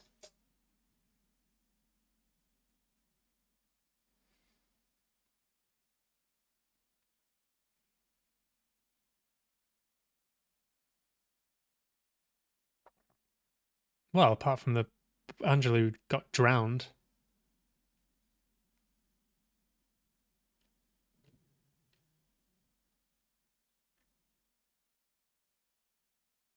Yes, please. Yeah. Oh, you. Well, I didn't want to get too bogged down with looking for stuff. I didn't know there'd be.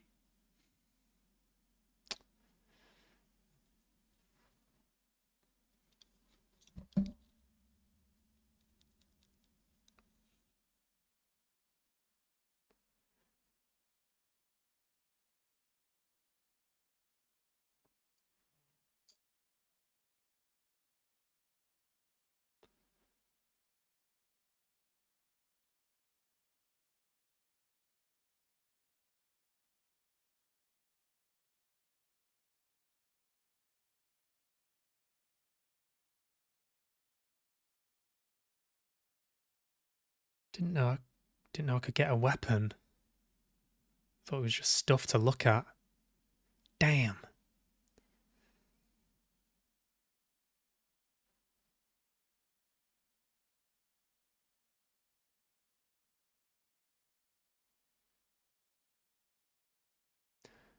Um, Go on then. Why is that funny? Don't laugh at me.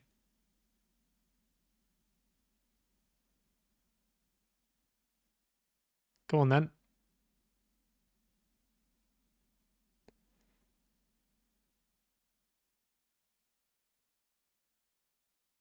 I don't believe you.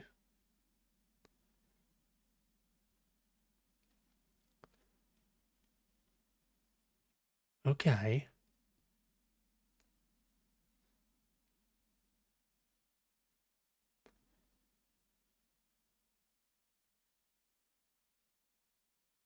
Is that it? Okay.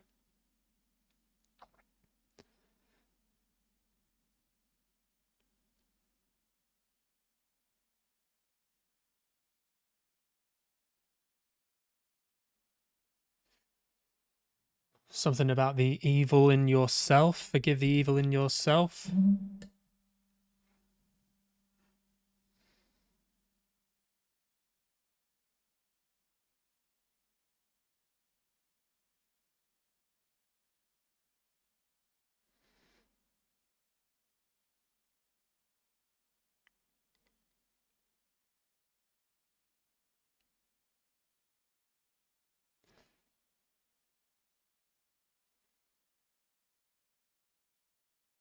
It gave me quite a shock. Okay.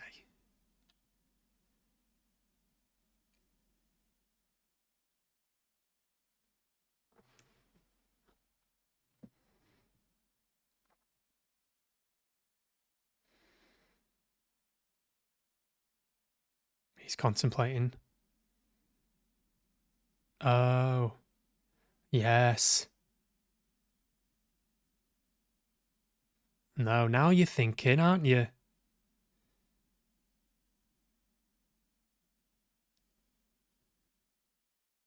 Now you're using your cheese box.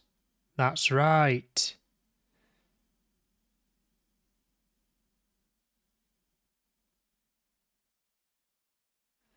Use your cheese box and say no to cake.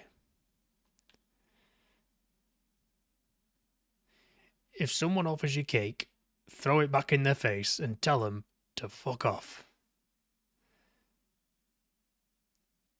Exit, maybe it's that way.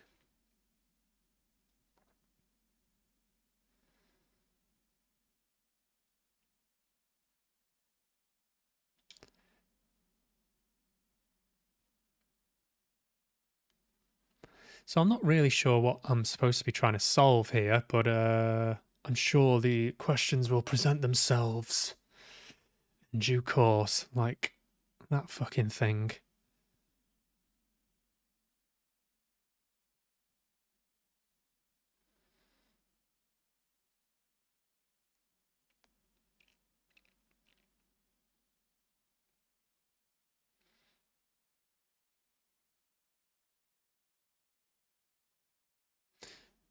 Oh, it's the Oops, sorry. It's the bike boy. The boy on the bike from the bar.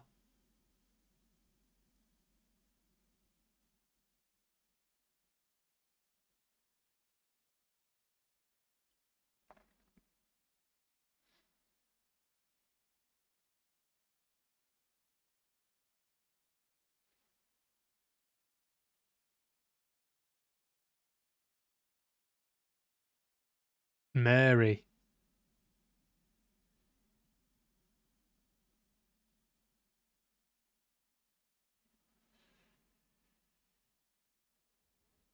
Mary is the troublemaker, the liar, the shit stirrer.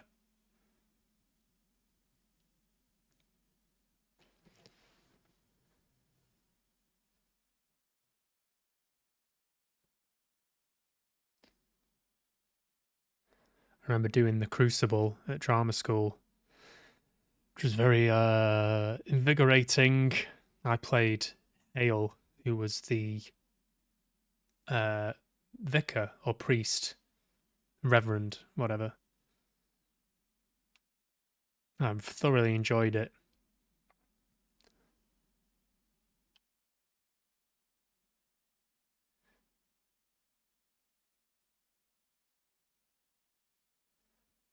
Yeah, it was like the first sort of delve into actually using our actors' knowledge on a text. And so doing Arthur Miller's The Crucible was, yeah, it was jumping in at the deep end, flexing our acting muscles, and our drama teacher definitely pushed us. Sometimes quite physically. No, he didn't. He didn't touch any of us. But he definitely challenged us to push ourselves and take risks. And I leant right into it. I was very much all in. Some people were a bit more reticent and sort of pulled back from the work. Whereas those courtroom scenes in the Crucible are they're just, there's a mania about them. There's a hysteria, very high octane, and I just loved that, being in that environment and being able to just let the roof off and really, really get stuck in, get your hands dirty. I loved it. Very fond memories.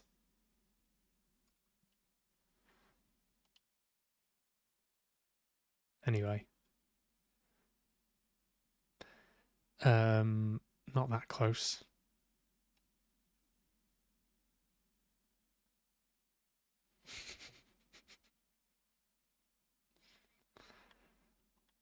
Just make things a bit awkward. Make this relationship as awkward as possible.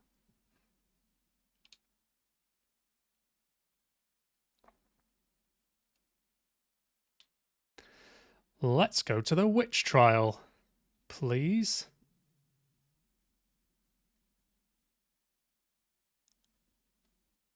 It's going to be dark everywhere, I'm afraid.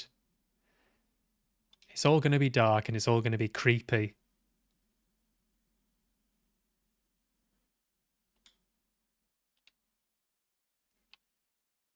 Let's go to the witch trial.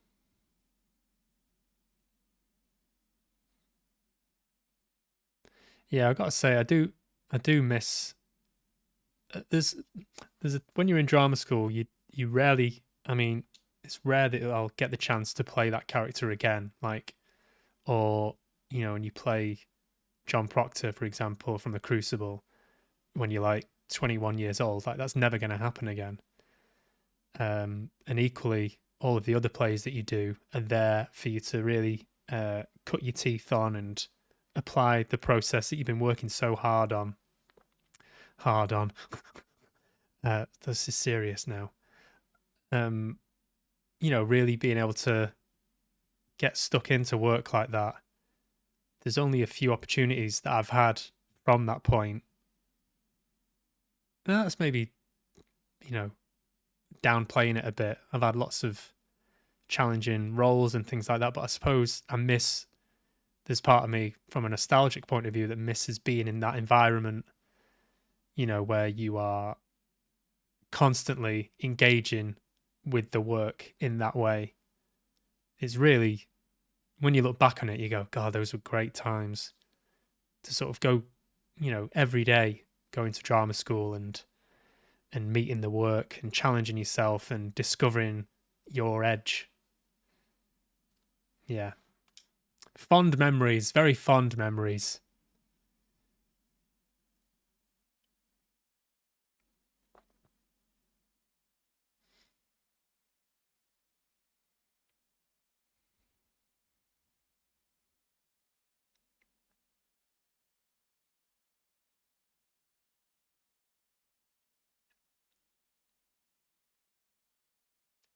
Shit.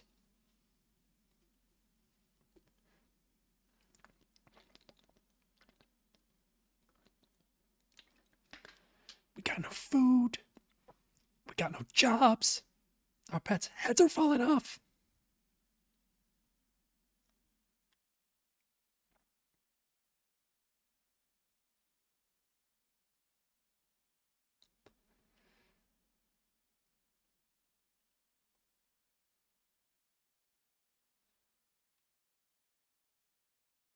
A forest demon. What witchcraft is this?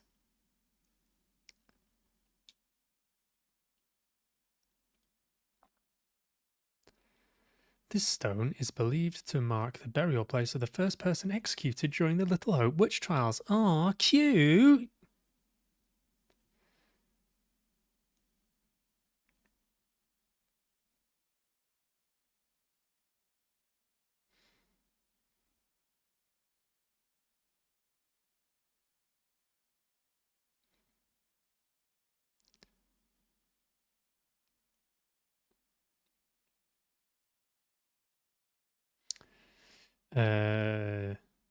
That little girl is evil.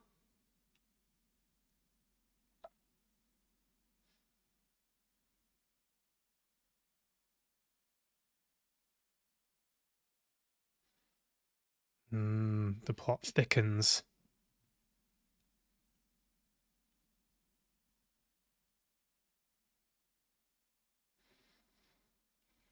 My puppet.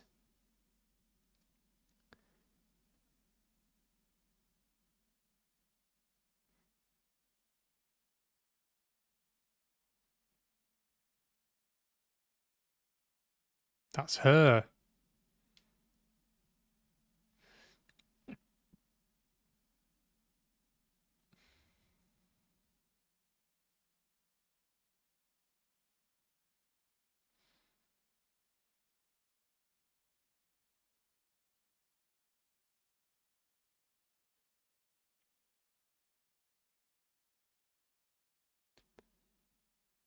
That's the end of that. And that is the end of that.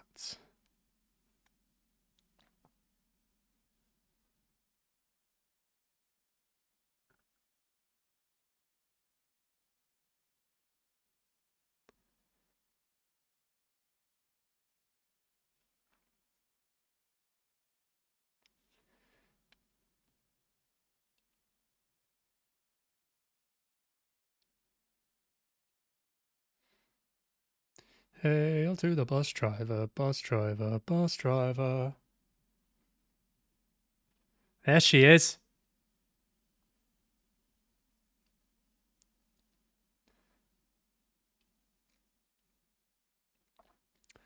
Let's go.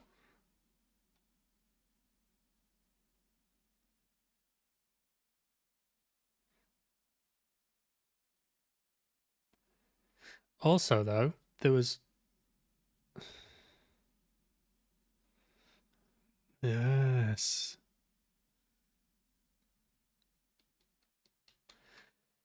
Yeah, the scene at the beginning still hasn't been explained. The house fire, because they were all a family. So maybe that'll come back at some point. I imagine it will, if the developers know anything about setting something up and then developing the idea. I imagine something else will happen of that nature. But I have been wrong in the past. I have been wrong before.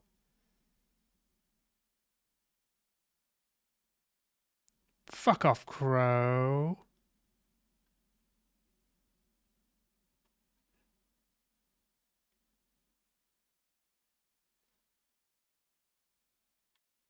Ah!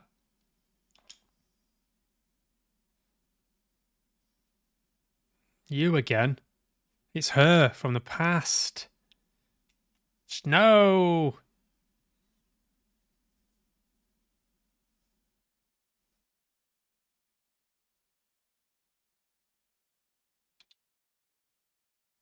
Come on, Angela.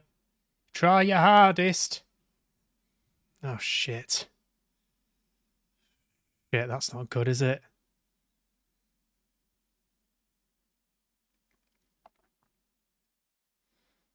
That's not very good, is it? Now, would that have happened anyway? That's the question, isn't it? Is there any way that that couldn't have happened? Because that is a bugbear of mine. And choices proclaim to matter, but actually have no bearing whatsoever on the outcome. I can't think of anything worse in my life.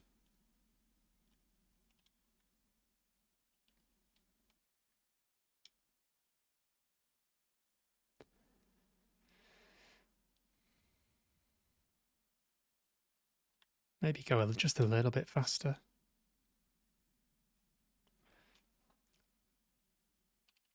Come on.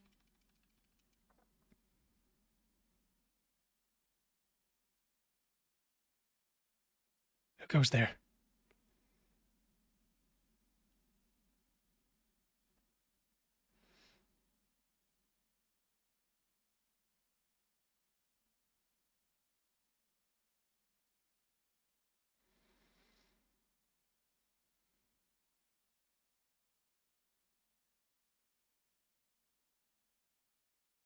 Did you press the wrong button? Just us two. Just Angela's gone now. She's as good as gone. So we don't need to speak about Angela ever again.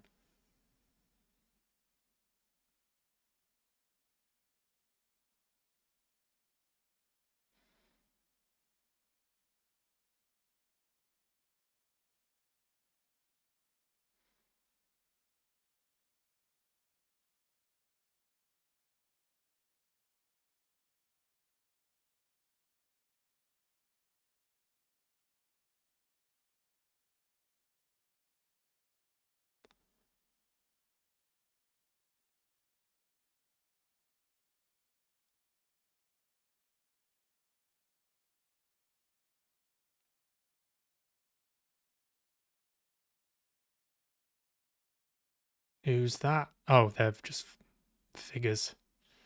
They're not real people.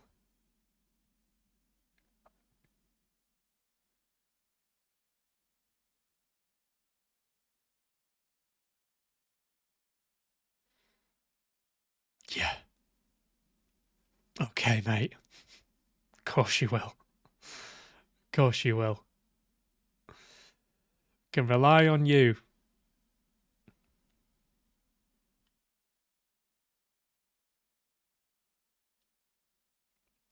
Mary, Mary, quite contrary.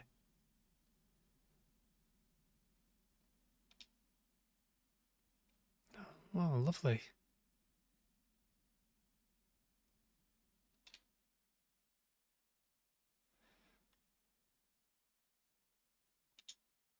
There she is. Angela.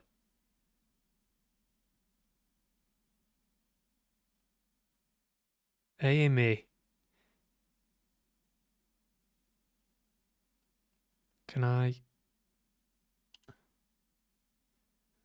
move that? There's some writing there that I'd like to be able to read.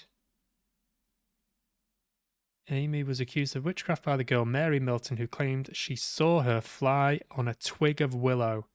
When told by the court that Amy had been seen by witnesses, many move that. There you go. Thank you. I saw her lips ever chattering to who knew what and recognized to who knew what and recognized her as a demon sent to me in Amy's form. Pastor Carver admitted this into the record as spectral evidence. This Amy's been causing a lot of shit. A lot of shit. Ready for transfer.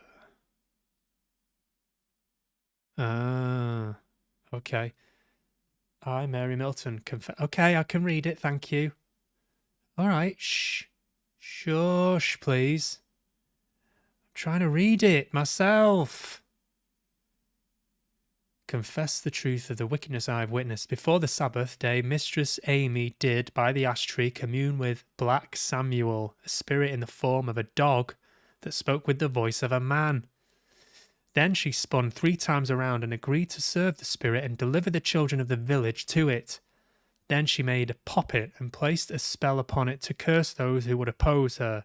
These and divers foul things I have seen. These and divers foul things I've seen. Don't get that. Simon Carver. Right then. We know now, don't we? Now we know.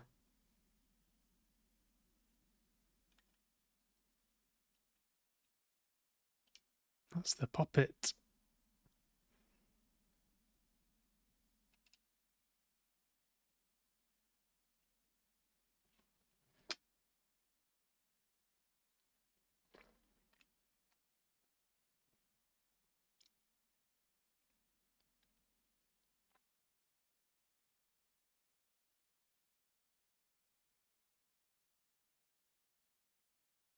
Oh, yes. Oh, yeah. Did she lead us here?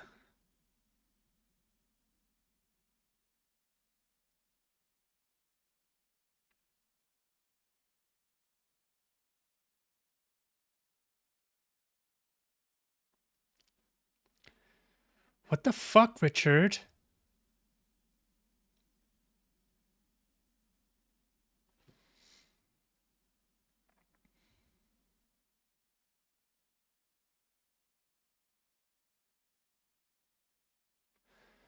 Ooh. Will this anger the kid? Well, who gives a shit though, to be honest? You know, it's just a kid. What does it matter? Oh, I should have burnt it, if that was ever an option. Will it give me the option again? No. Suppose not.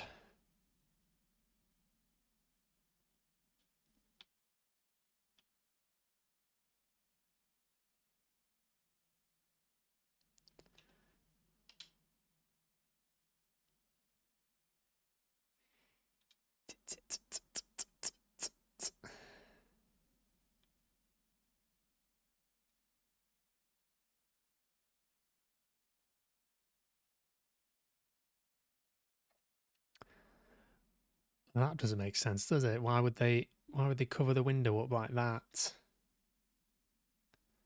Except for dramatic effect.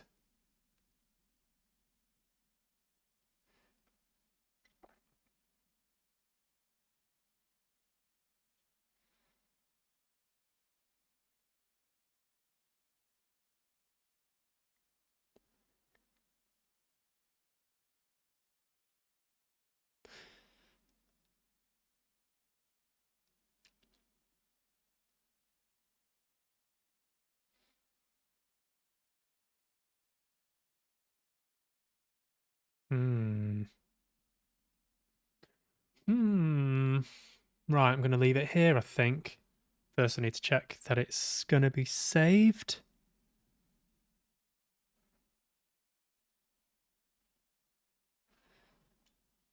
Continue.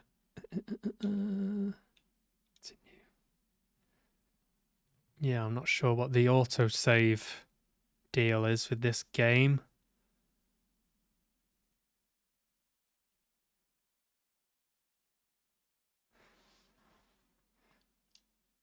Continue. Return to main menu.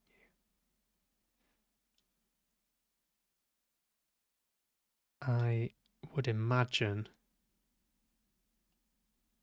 that it's saved. Yeah. Let's just try. Let's go back in and see where I'm at. This is not giving me any other option to save it as I go, so it'll be fine. It'll be fine. That is that. That is that. Right, guys. Well, that was fun. I enjoyed that, and I will continue to play this game. Maybe tomorrow. I'm off work tomorrow, so I will. I'll jump on again soon. I know I say this every time, but I do intend to try and build up a bit of momentum. Just Carlin. Let's see if I can remember how to do this now. If I can do a raid. Just Carlin. Okay. Yeah. I'll be back on soon, basically. Thank you for watching. Thanks if you're watching this on YouTube. Appreciate your support and attention and all that stuff. And yeah, I'll see you next time. Thank you very much. Bye-bye.